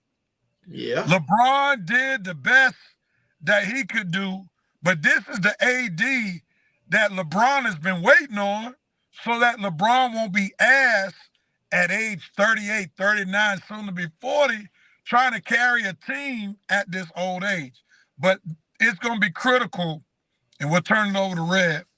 It's going to be critical to see how the Lakers address getting an extra player if D'Lo decides to opt out of his contract, because they need somebody who can offset LeBron because of his age, and AD, even though he got through this year, he's getting older, he's still injury prone. Red, what you got for us? I mean, everybody made some good points. I agree pretty much everything you said. Like you say, LeBron and AD, they gave us everything they could, but factor in LeBron's age, and AD can only do so much. I mean, like you say, the bottom line is our role players, our subs, and our scrubs just didn't give us enough. Whereas Denver subs and their scrubs gave them a lot, and that's what's been happening in the past 2 seasons. Coach made a valid point, whereas we wasn't a complete team. We were missing Vanderbilt, who probably could have gave us something on the defensive end. Christian Wood probably could have gave us something on the size end. Gabe Vincent, dude, just get out of here and give us that money back. But like I say, very, very disappointing. I really wanted to beat the Nuggets. I'm upset because we had double-digit leads. It seems like in every game we just let it get away. It's not all on LeBron. No matter, I'm gonna take the chance. I gotta live up to my reputation as the LeBron hater, during the off season. But like I said, it wasn't all on him. Him and AD showed up. We just didn't get it from the others.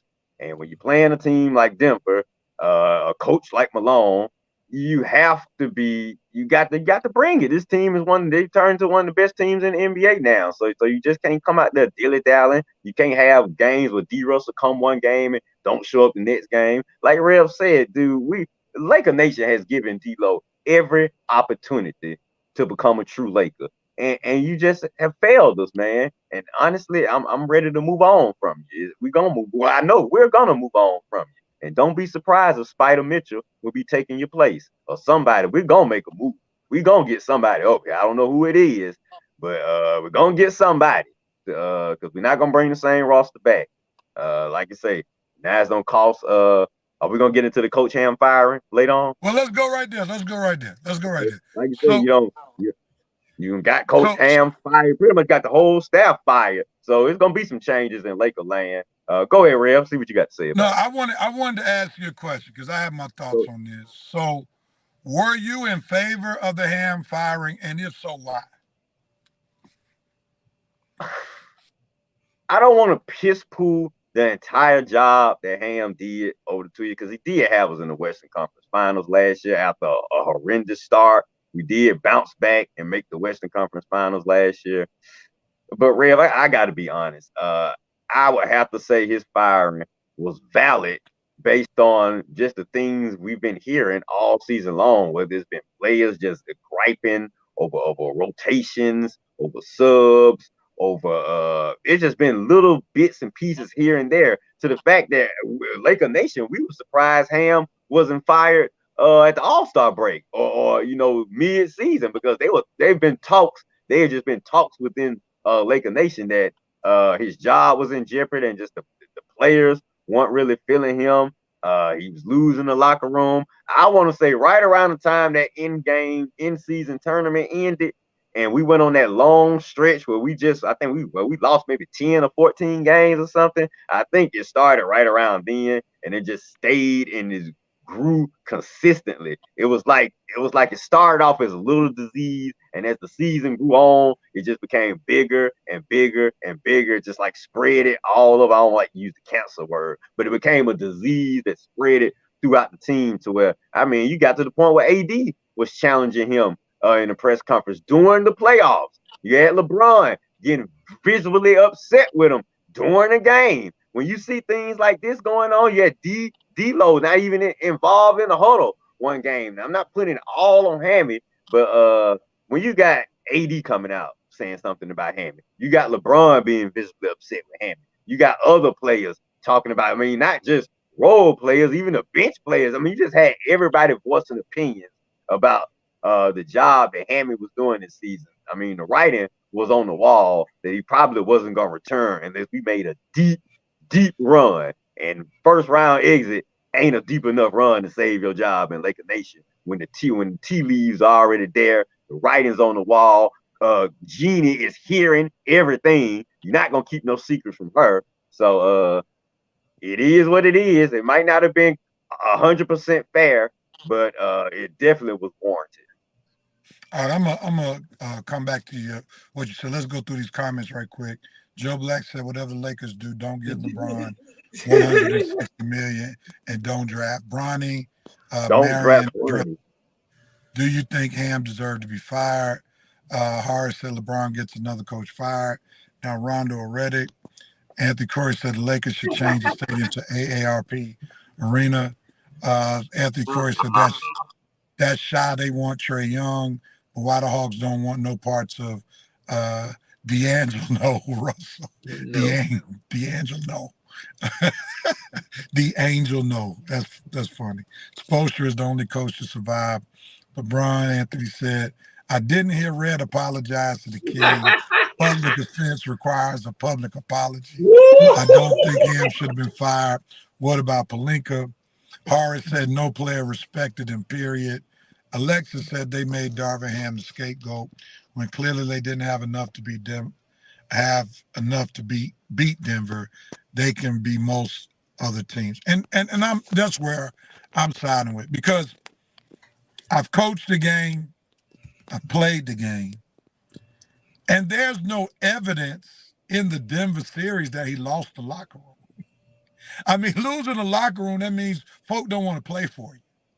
Folk don't want to give their all. And in every game, they were right there with Denver, which are the defending champions. So that's why it's not like they were very far off. It's more of a personnel problem than it was a coaching problem.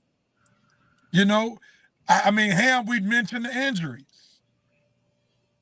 If you get Vanderbilt there, 2 of those games could have gone the other direction. And they played them better this year with limited talent or a limited roster than they did last year. Darvin Ham didn't ask them to get Gabe Vincent, who didn't give them anything this year. That ain't a Darvin Ham. That ain't a Darvin Ham. If Ham is gone, you know somebody has had to sign off on this. Well, I get it. And this is where people who criticize LeBron have a legitimate gripe.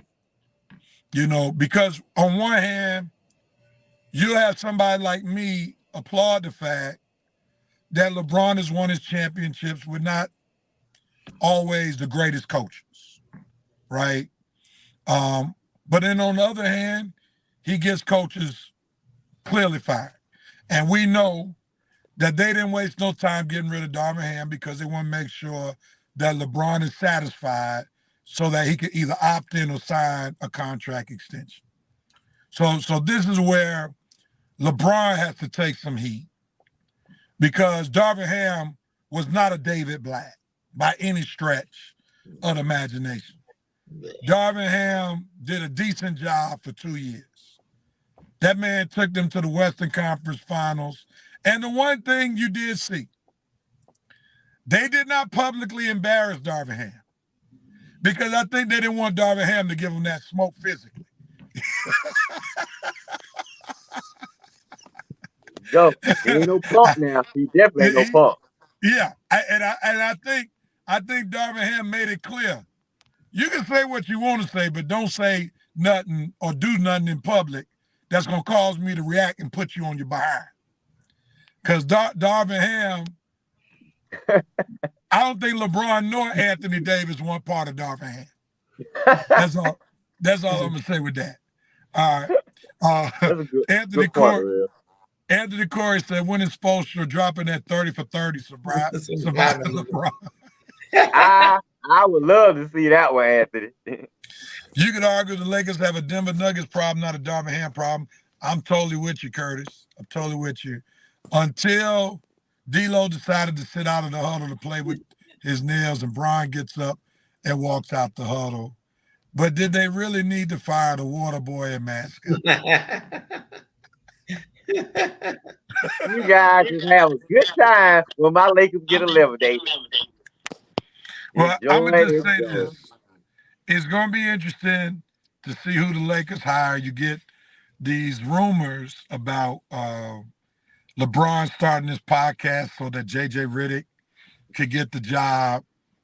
You hear some talk about Ty Lue, possibly getting Ty Lue from the Clippers. I don't think that's going to happen.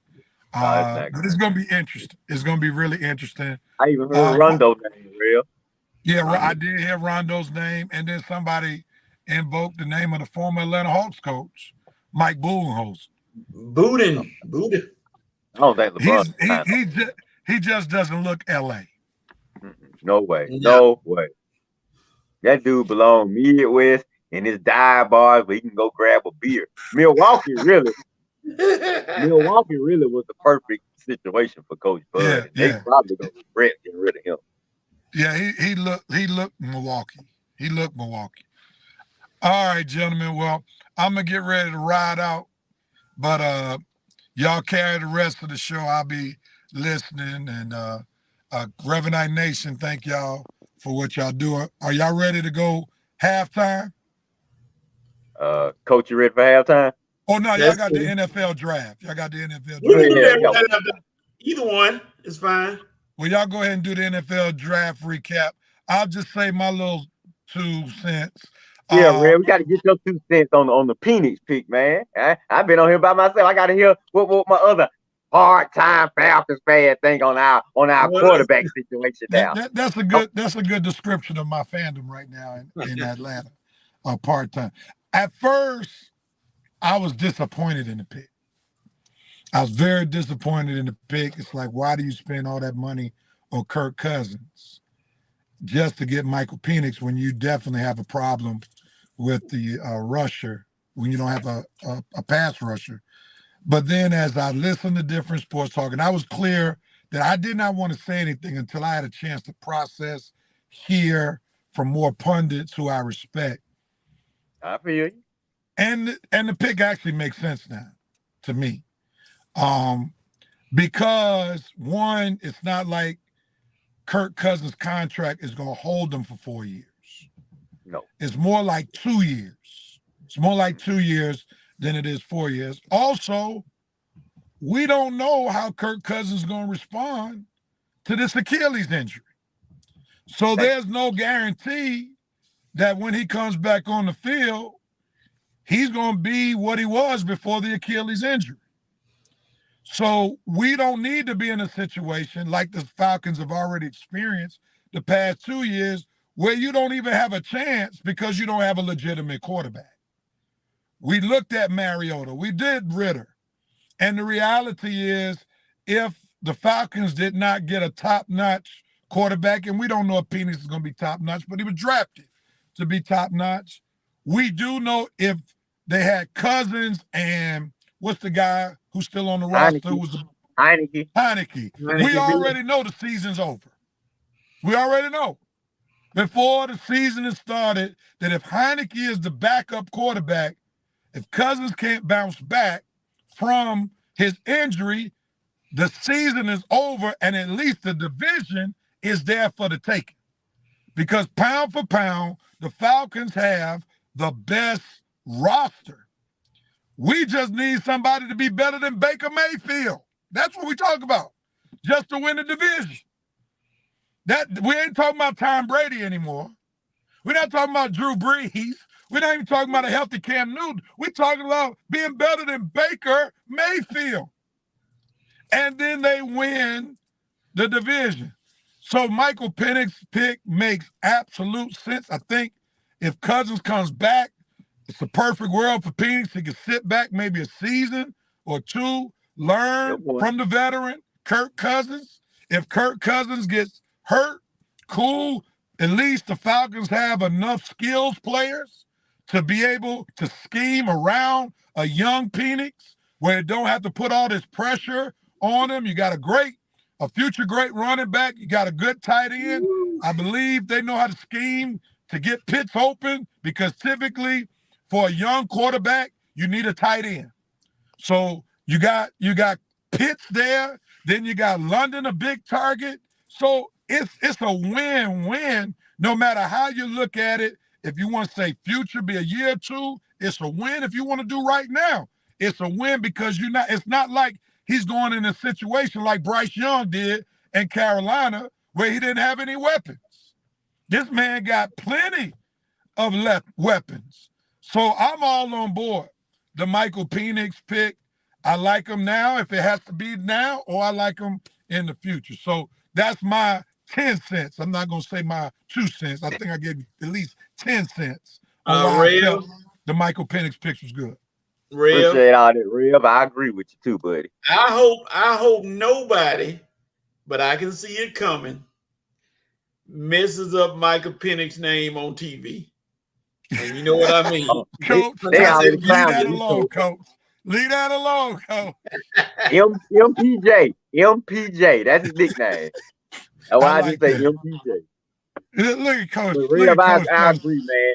Both Falcon fans going crazy. I mean, you can't go into this. You can't put all your eggs in Kirk Cousins coming off Achilles. Check this out. Say Kirk Cousins going to the season and he's not ready. And then we got Heineken. Fans will be going crazy again. You even had some fans saying we probably should have kept Ritter. Are you crazy? Saying Ritter was still on the team and Kirk, we going to camp and Kirk Cousins can't play. Now you put Ritter back in the game again. No, we did, like I say, Cousins and Penix, I like it. Yeah. It was great. It was great. Well, look at this though.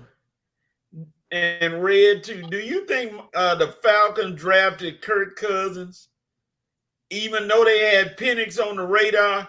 Do you think they drafted Kirk Cousins because they didn't know if they were gonna get him? It was a plan in case they were. See, let me tell you, the Falcons wanted to trade up into those top 3 guys. They wanted Jalen Daniels, but they felt like they couldn't get all the way up there. So they put Penix on the radar because they figured he would be an 8. Not sure, but he might be an 8. But even if you couldn't get one of them, okay, let me sign Cousins. Because Arthur Blank, what was the first thing Arthur Blank said in the offseason, coach? My quarterback room was trash. So you got to improve that with 2 quarterbacks.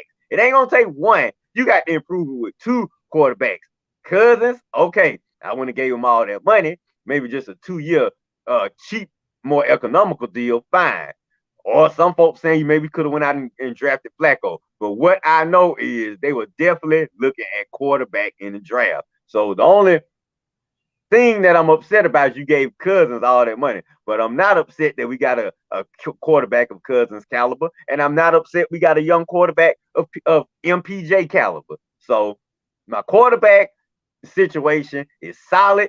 I feel good going forward. Much better than I felt in years. And we all know the NFL coach is a quarterback's league. You're not doing nothing in this game without a quarterback.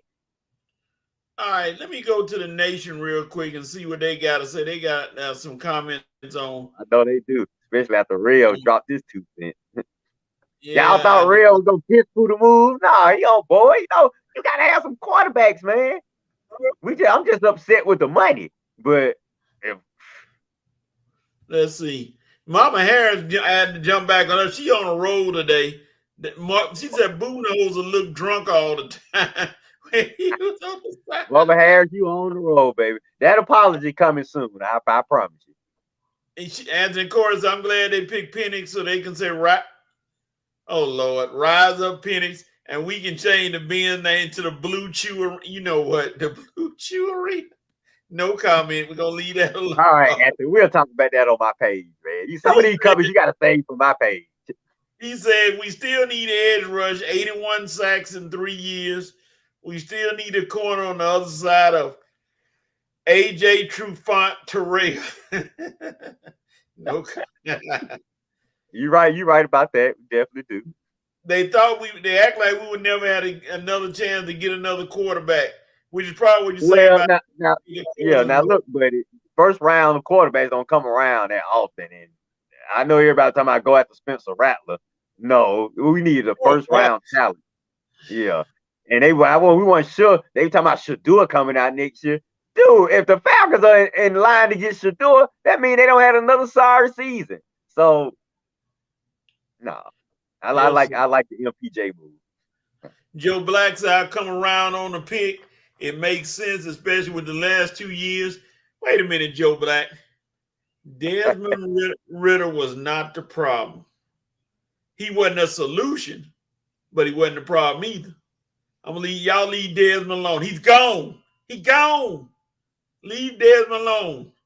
Hey Joe, don't worry. Coach gonna find out what the real problem was in a few months. He gonna be begging for us to take Arthur Smith back. No, Arthur Smith is the offensive coordinator. He's not a head coach. That was too much in his brain. His brain hurt when he had to do all that work. Should have just stayed where he was. James Holloway, what's good, fellas? What's going on, James? How's it going? What's up, James? All right, ladies and gentlemen, it is now halftime of the Red and Red Sports Show. We still got the Braves report. We still got the 5 for 5, and we got other topics coming up. But right now, we're going to hit halftime real quick. Let me find our lovely halftime music. And ladies and gentlemen, don't go anywhere. So we still got some stuff to talk about. Coach, make sure you see Roscoe one of them super snacks. Keep going. Oh, he good. He didn't have any problem right now. We'll be back in a few minutes, ladies and gentlemen.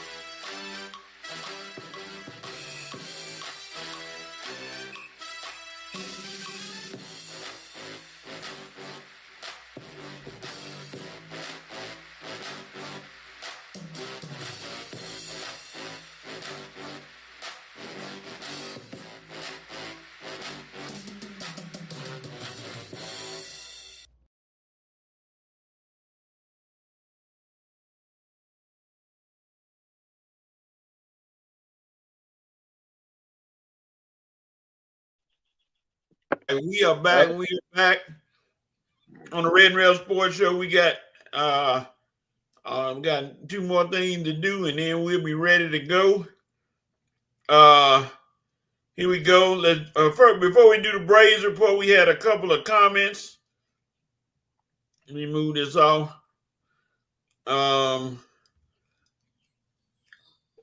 James said, let me go back to James. He said Desmond Ridder was the problem. Yeah, they got rid of that problem, James. Yes, they did. Alexis said the problem with the pick is that they gave too much to Cousins, even though Rev does make great points. Yes, it did. And Joe Black said, Coach need to worry about Justin Fields being a punt returner. You got a better chance of playing in the NFL, Joe, as him becoming a punt returner. So we can squash that right now. Big Low, Country Sports, what's up? What in the world? What's up, Big Low? What's up, Big Country? All right. Red, Get ready. We're about to have, ladies and gentlemen, it is time. If I can find it and pull it up. Let me see if I can. I can't find it. Well, I can't pull it up. There we go. Time for the Braves. What?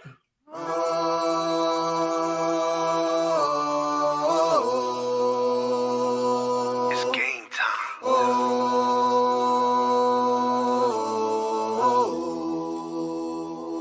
It's GT. Well, I ain't that upset, y'all, but man, I mean, as excited as we was last week, boy, the Braves, what have y'all been doing this week, man? I mean, 1-3 out of 4 games this week. You know, that's disappointing. But what's more disappointing is it ain't been the pitching that's been letting us down. It's been the doggone offense. I mean, man, that offense in Seattle, with the exception of the last game, boy, that left a lot to be desired. 1 run the first game, and then we lose it on a walk-off, 2-1. Next game, just 2 runs, lose it 3-2. Bat showed up a little in the rubber game, but I mean 5-2. I mean, not really, just a little bit. And then you come out here, we had a day off, thinking, okay, let's get our stuff together. Excuse me. Ooh. And then you come out here with the Dodgers, and you can only put up 3 runs in that one. So, man, after what we saw last year, we just not used to these low-scoring Braves runs. Like I say, the pitching has been improved vastly because the first half of the season, first part of the season, it was the bats that was carrying us. Now it's the pitching that's trying to keep us in games until the bats wake up. Like we were talking about earlier, at the top of the lineup, they starting off a little slow. You got Acuna batting, well, this is going into last night, was batting 281. 1 home run. He did pop his second last night against the Dodgers to get us back in the series.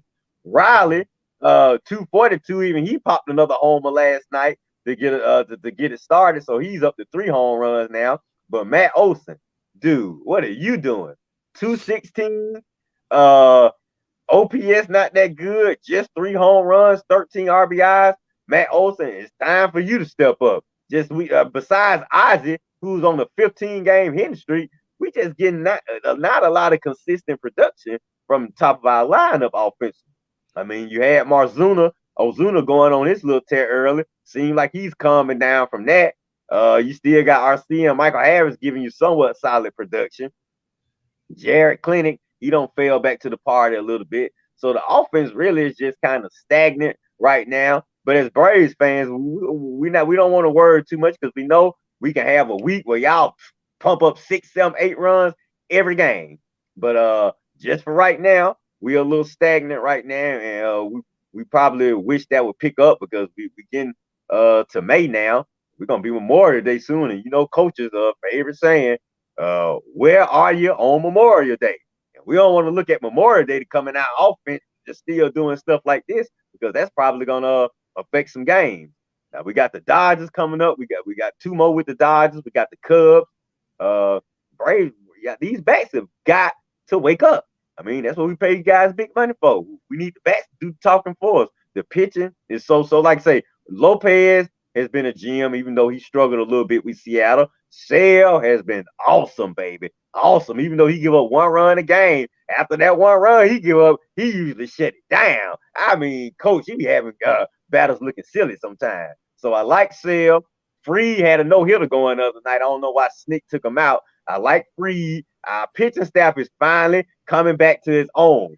Our bats have got to get back hot again because that's what makes the Braves the Braves.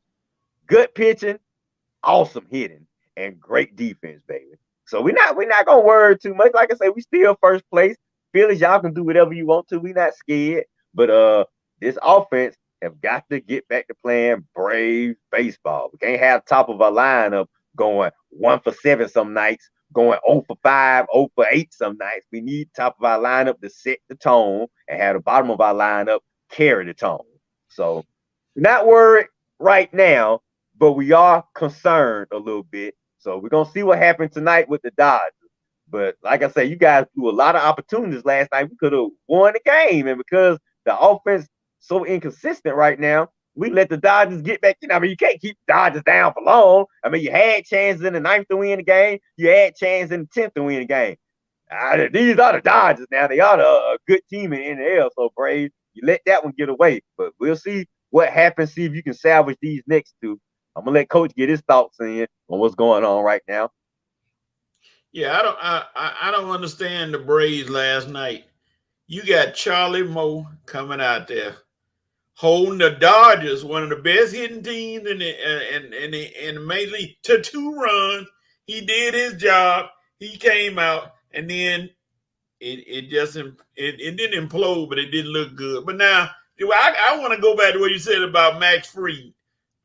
Snit, the only thing I can see with that move is Fried had thrown too many pitches. I guess that was your rationale behind taking him out. He had thrown too many pitches, so you had to get him out of there. And I could get with that. But I'm like, the dude got a no-hitter. Keep him in the game. Let him finish it.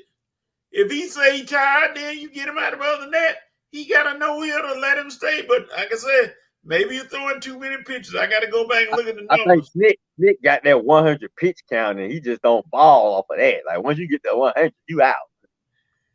But that was a tough one to lose, and last night was a tough one to lose. But like you said, through everything that you mentioned, the Braves still in first place in the National League.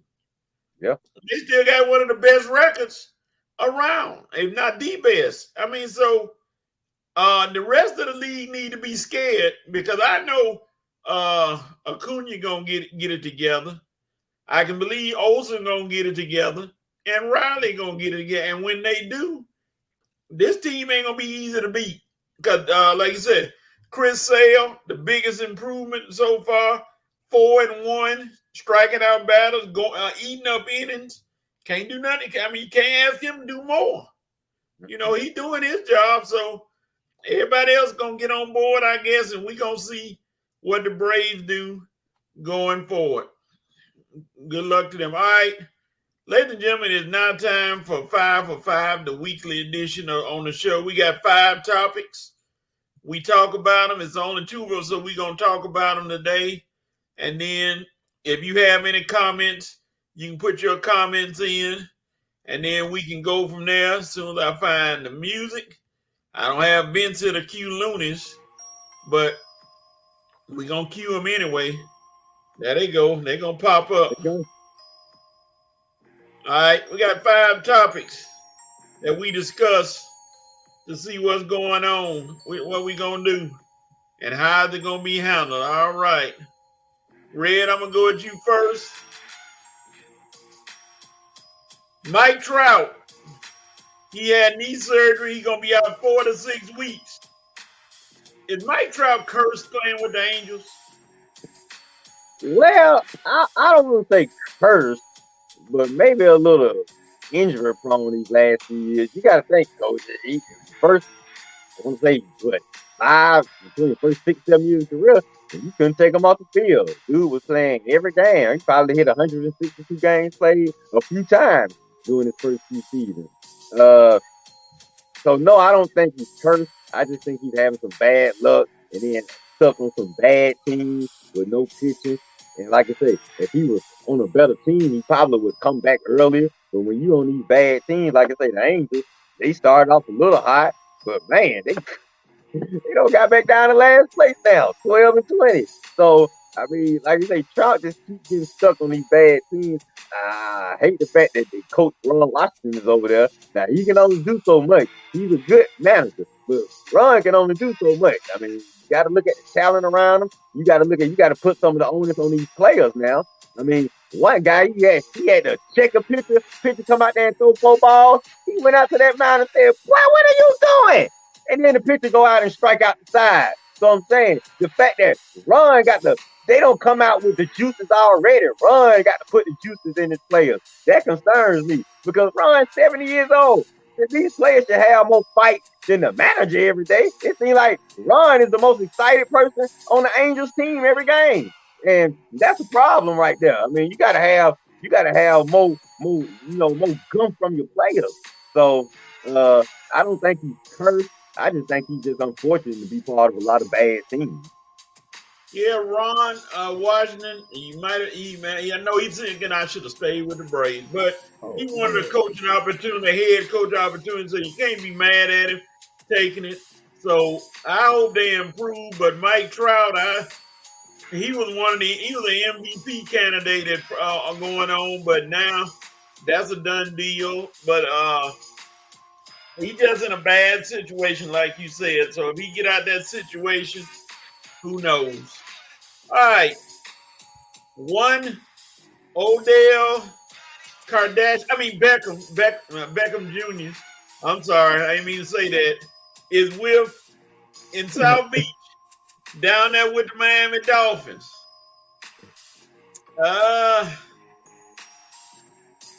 I'm just looking at this as a move just for add another body. He might be a high price decoy if you ask me. I don't think he's gonna get as many touches as he's been getting as when he back in the days.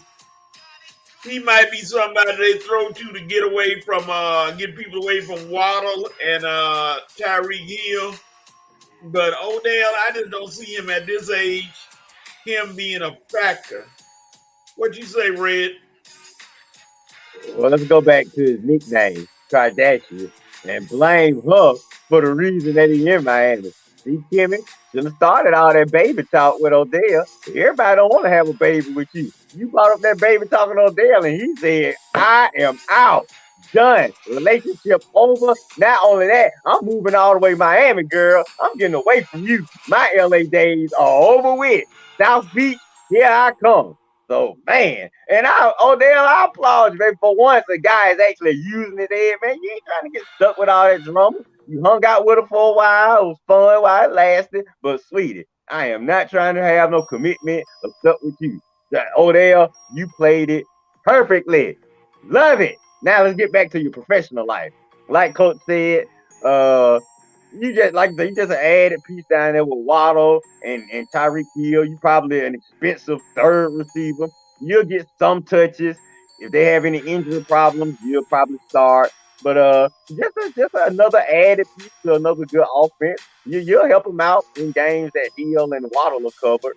So you just, like I said, an expensive $8 million third receiver. But I think the Dolphins will be okay. You're not gonna set them back, but you're not gonna put them all the way over the top. You'll just be a piece that'll help out. All right, moving on to the next topic.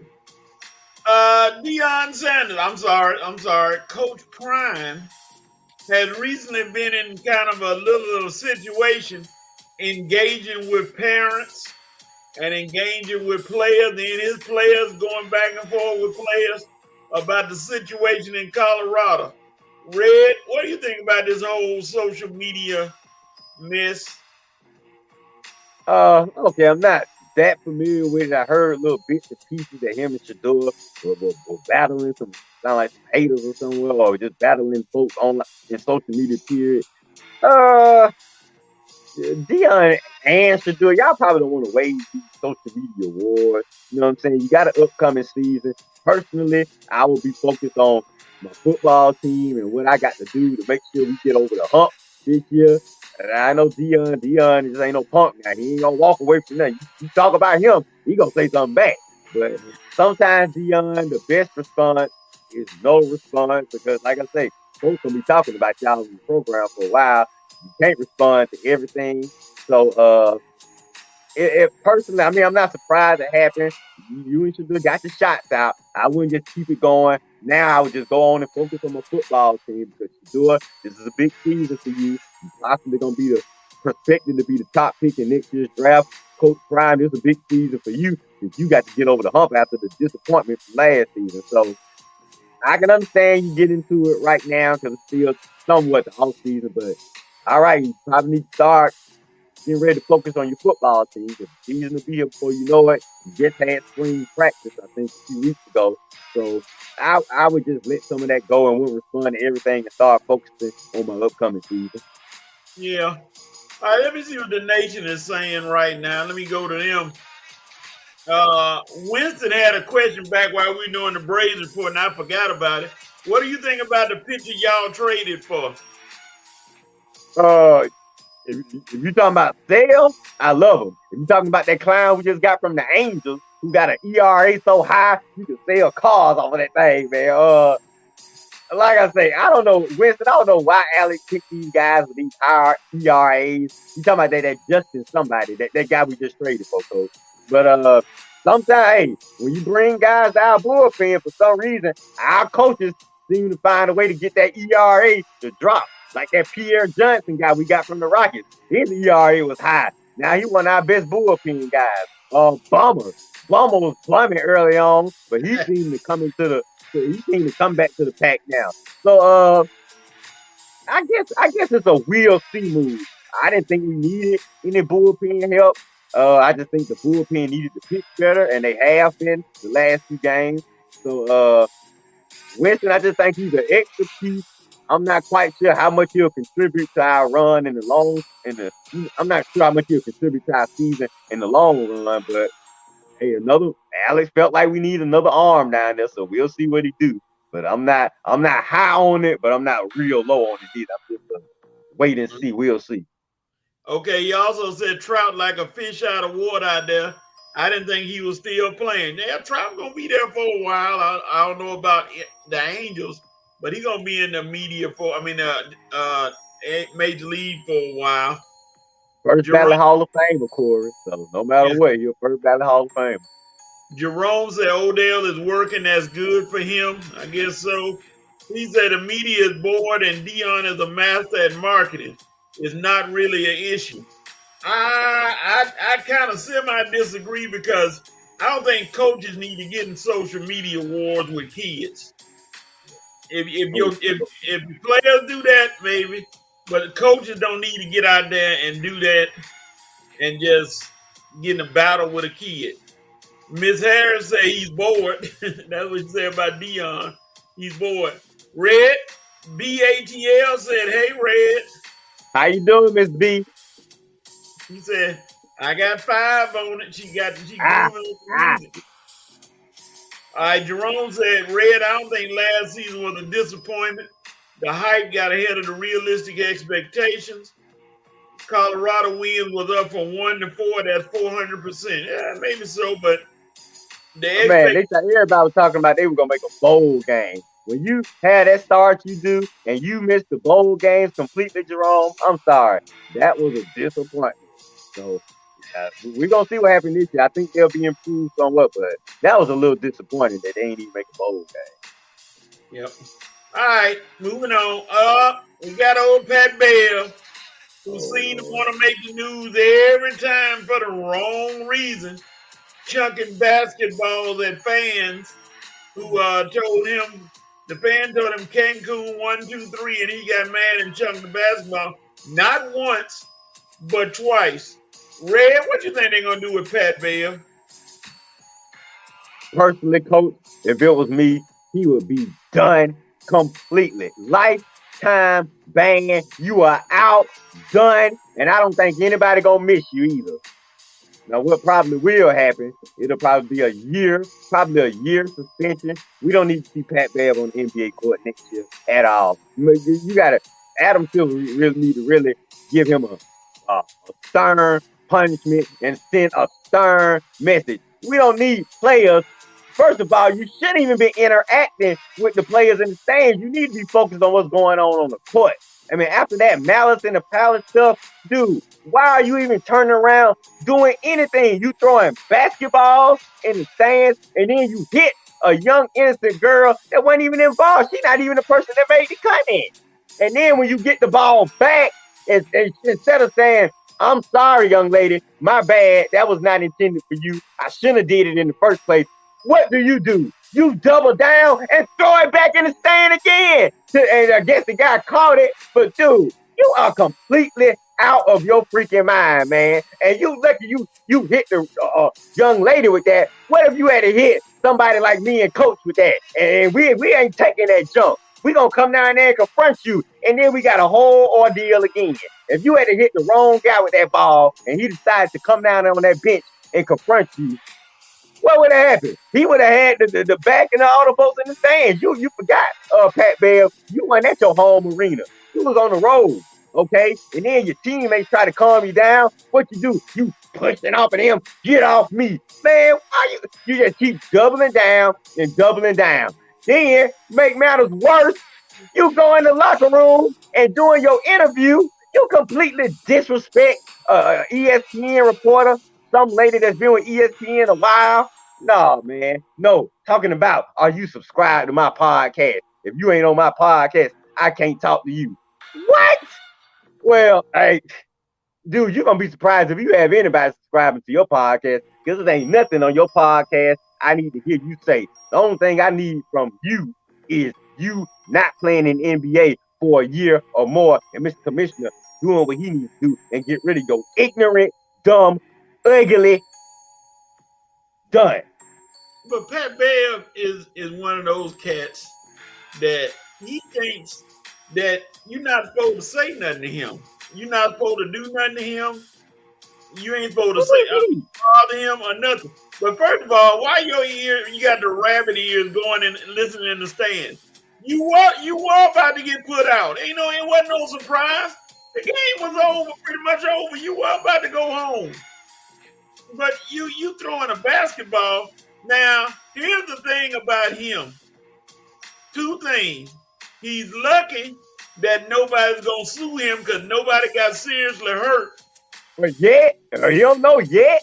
I mean, he don't know how that girl, she can go to the doctor and be like, man, I got concussions or something. You better hope that girl don't sue him. And two, unfortunately, his podcast may be gaining some viewers because they're going to want to hear what he got to say. And that's the bad part about it. Folks might tune in now just because they want to hear him and what he got to say. So he might gain some traction, but it's unfortunate.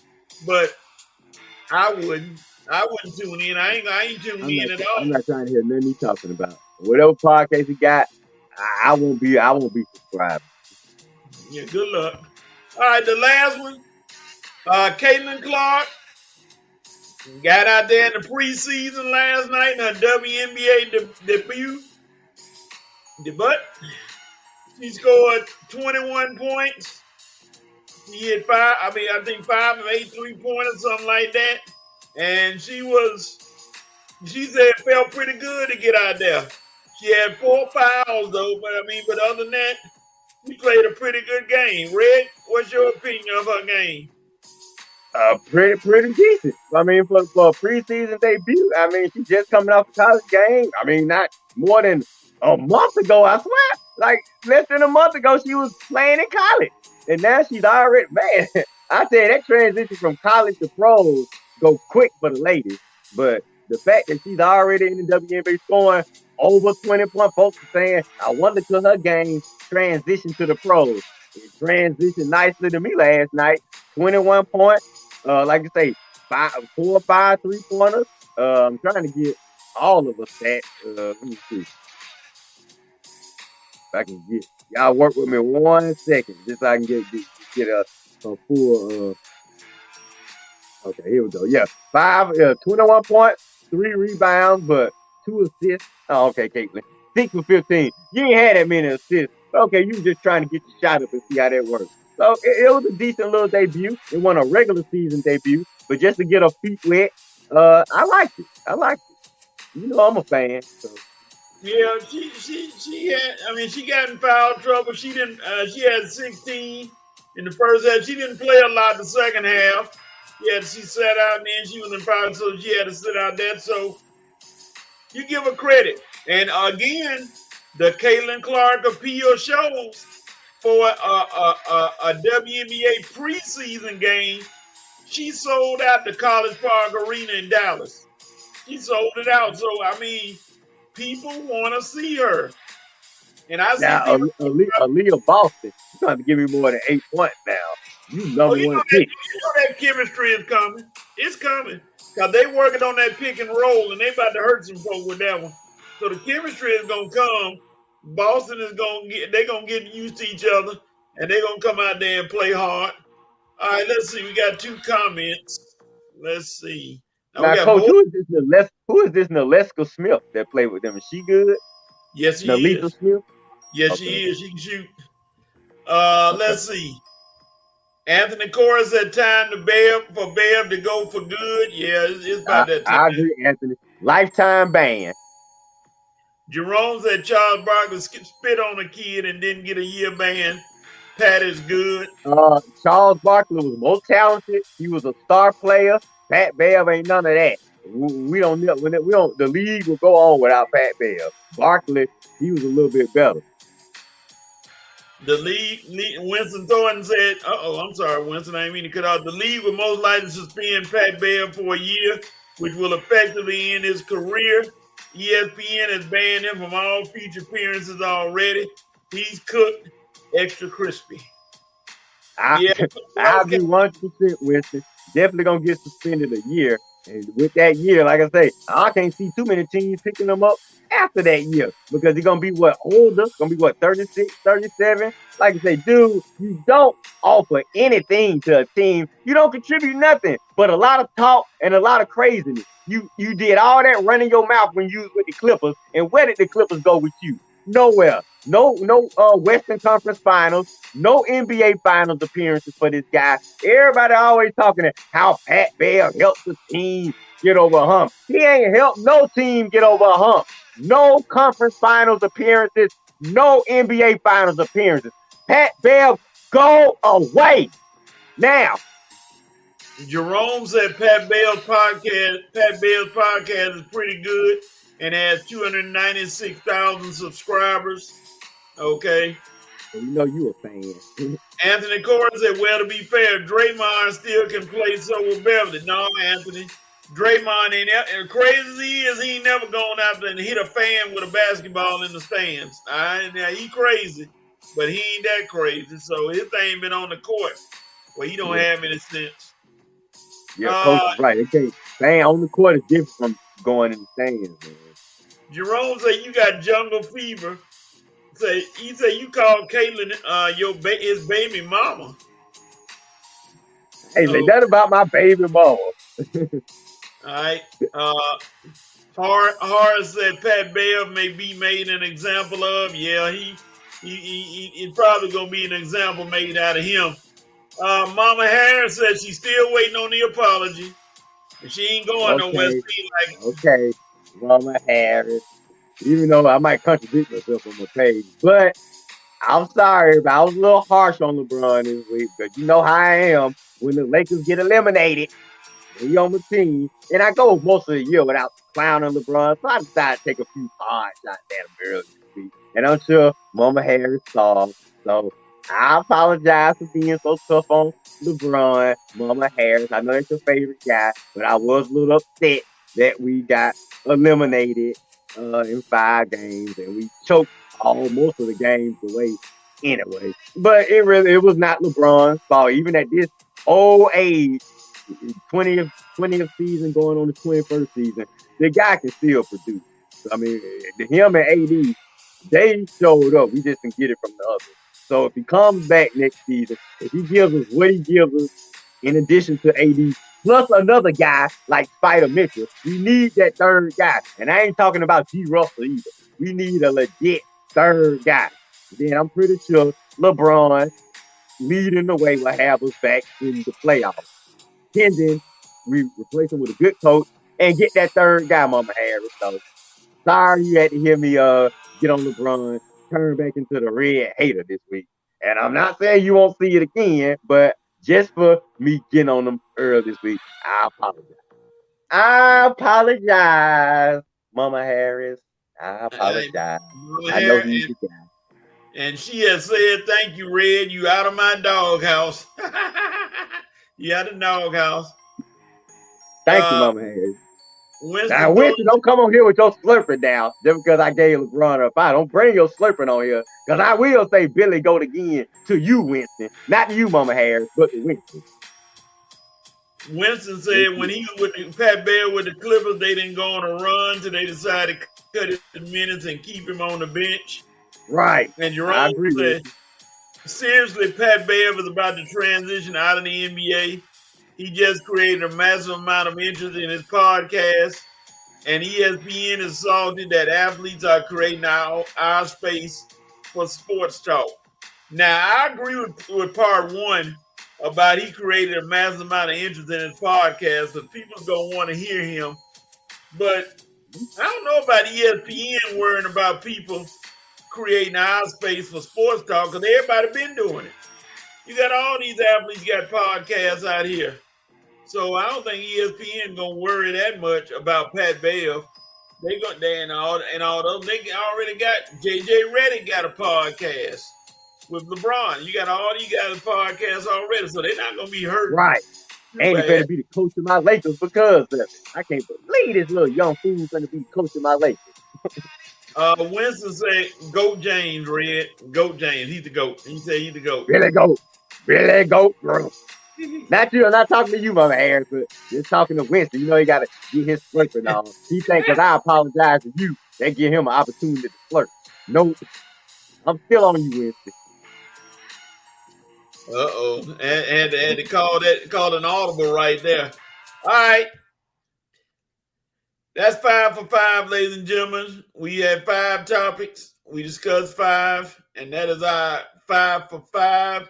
Now, okay, let me get one more shot in. I will say Winston though that I look him and AD plus did some different help that we have. We can make another run. So I mean, I can't believe LeBron is still playing like this, going on 21 seasons. But if he the way he keep his body in shape, keep investing $1 million in his workout regimen. Hey man, like I say, but if he gonna come back to my Lakers, we have got to get another ring. Can't keep having these first round exits. That's not what the Lakers about. So LeBron, we got to make one more run. So if you're coming back, I hope you're coming back to get that 5th ring. Because if not, just go to Cleveland and fade off in the sunset with Bronny. But if you're coming back for a ring, come on, leave Bronny at home. Let's go get Spider Mitchell. Make that. You tell Pelinka right now, I need Spider Mitchell or somebody of that caliber. And I think we'll be ready for one more run. What you think, Coach? Bronny say he ready. Bronny. Oh, God, man. And he talking about he going to go to the draft. They say he going to go to the draft, too, thinking he going to be a first-round pick. Bronny, are you crazy? Savannah, you need to get up in this, man, and talk some sense into that boy. He going to be a laughing stock when he's still sitting there in the second round. We all going to be in bed, sleep, while the second round still going on and Bronny ain't been picked yet. All right, man. You want to embarrass yourself, Bronny? Go ahead. I'm just saying, Coach, he going to be the talk of when he don't get picked in that first round and he's still sitting there looking embarrassed, he going to be the topic. Let's see. Jerome said, Coach, you don't keep up with the subscribers that ESPN is losing and the money the parent company Comcast is losing. ESPN is on the ropes. That's why SAS created his own company and show change is happening. Yeah. Stephen A. Smith is really losing people when he got almost 500,000 watching him every week. Pretty much. ESPN is not going anywhere. Whenever they get through, they may lose money, true enough, but they're not going anywhere. ESPN going to be around all over the place with guards because they got too many things going on, too many things they invested in. Red Winston said, He said Spider would be the perfect fit. And then he said, what do y'all think about Ryan Garcia failing his A and B drug test for his fight with Haney? They haven't had he failed both of them. That fight should be. I thought he won. Well, I think he beat Haney. He beat Haney. I thought he just failed one test. I didn't think they did the B test yet. He failed both of them. He said the B test would prove his innocence. Well, I guess he spoke too soon. I would take that title away from him. That fight should be stripped from his record. Somebody fighting tonight. I think Canelo or one of the fighters fighting tonight. I got to look it up, but I'm going to make sure I remember that fight. And I think that fight should be stripped from his record, and he should be suspended for a while. About Garcia. They might put him out for a year. Wait a minute. I got to look that up. I don't think he's taken the B test yet. You sure about that B test, Winston? Let me see. Well, yeah, I definitely think Spider will be a perfect fit for the Lakers. I know he tested positive in. Let's see. Let me see. I know he did. He tested positive, and then they say he got 10 days to request his B sample be tested. Okay, Winston, you might not have took the B one yet. So yeah, Connor talking about he want a lifetime ban from him. Yeah, but he failed the pre-fight and after-fight drug test. Haney's results came back. I know Garcia had to take. He said he's gonna take. He got a B sample that they're gonna look at, and that's gonna prove he's innocent. He can say he should pass his B test. He ain't taking the B test yet, not to my knowledge. I ain't seen. I know just a couple of days ago they talked about the first test, but we'll see. If it's found out he failed, well, they're gonna take that title away from him easily. He won't have that title. They're gonna strip him of the title, and then they're gonna go on to something else. But I'm like Stephen A. If he came in there and I saw that he was 3 pounds over the weight, no fight. Y'all have a nice day. Thank you. Until you can get to that weight, no fight, brother. I'm sorry. I would have let him stay in that ring, and I would have walked out of there with my belt and say, when you get down to 140, holler at me. Don't come at me and you over the weight. No, sir. So I don't know. But we'll see. That's probably one of the topics next week. All right. Red, you have the right where we tell somebody they got the right to do something. Who has the right this week? All right. Well, I'll go a little non-local and go to no, I'm still going local. I'm going to Ant-Man. Ant-Man, you got the right to get your series with the Nuggets started off on a positive note. Don't let them get that first game. Go ahead and knock them out. Get that game one victory so you can have them feeling the pressure a little bit for game two. I want Ant-Man dominate. I'm sick of Denver. I'm sick of these chicken nuggets. So I'm riding with my boy Ant-Man that he's continuing to be the face of the NBA, and he gonna make a statement in this Nugget series. Ant-Man over Joker, baby. I'm about this close to saying Ant-Man all the way, but definitely over Joker. And we're gonna see how far they can ride this thing, because now that my team out, I can just pick whatever bandwagon I want to jump on. And I like the Ant-Man and them T-Wolves right now. I like OKC too, but Ant-Man, he's just balling right now. And I don't want Denver getting another ring. I don't want them going back to back. I'm over Denver. I'm over it all. I hope we can put together a team that we can beat the brakes off them next season. But I am done with the chicken nuggets, and I'm riding high for Ant-Man. So Ant-Man, you got the right to show up tonight and put the Nuggets down, baby. Down. Represent for ATL, baby. Thera High School, right around the corner for me. Panthers, woo! No, I ain't gonna say it that hard. Still Mays High Raiders though. Ant-Man, let's go, baby. Pittsburgh Steelers. You have the right to go ahead, and I know what it is about. People been crying and boo-hooing. The Steelers didn't give exercise Najee Harris 50 option. You have the right to go ahead, and I know what you're doing, Omar. You slicking in a can of oil. You trying to get that extension done for Najee because you got him a better line, and you gonna let's see how he do this year before you all put that extension on him. So Steelers, you have the right to watch Najee this year and go ahead and re-sign and give him that extension where he can continue to be a Pittsburgh Steeler. Because if you let him go and leave Jaylen Warren as your only running back, I can see a Dallas Cowboys situation like they did with Tony Pollard.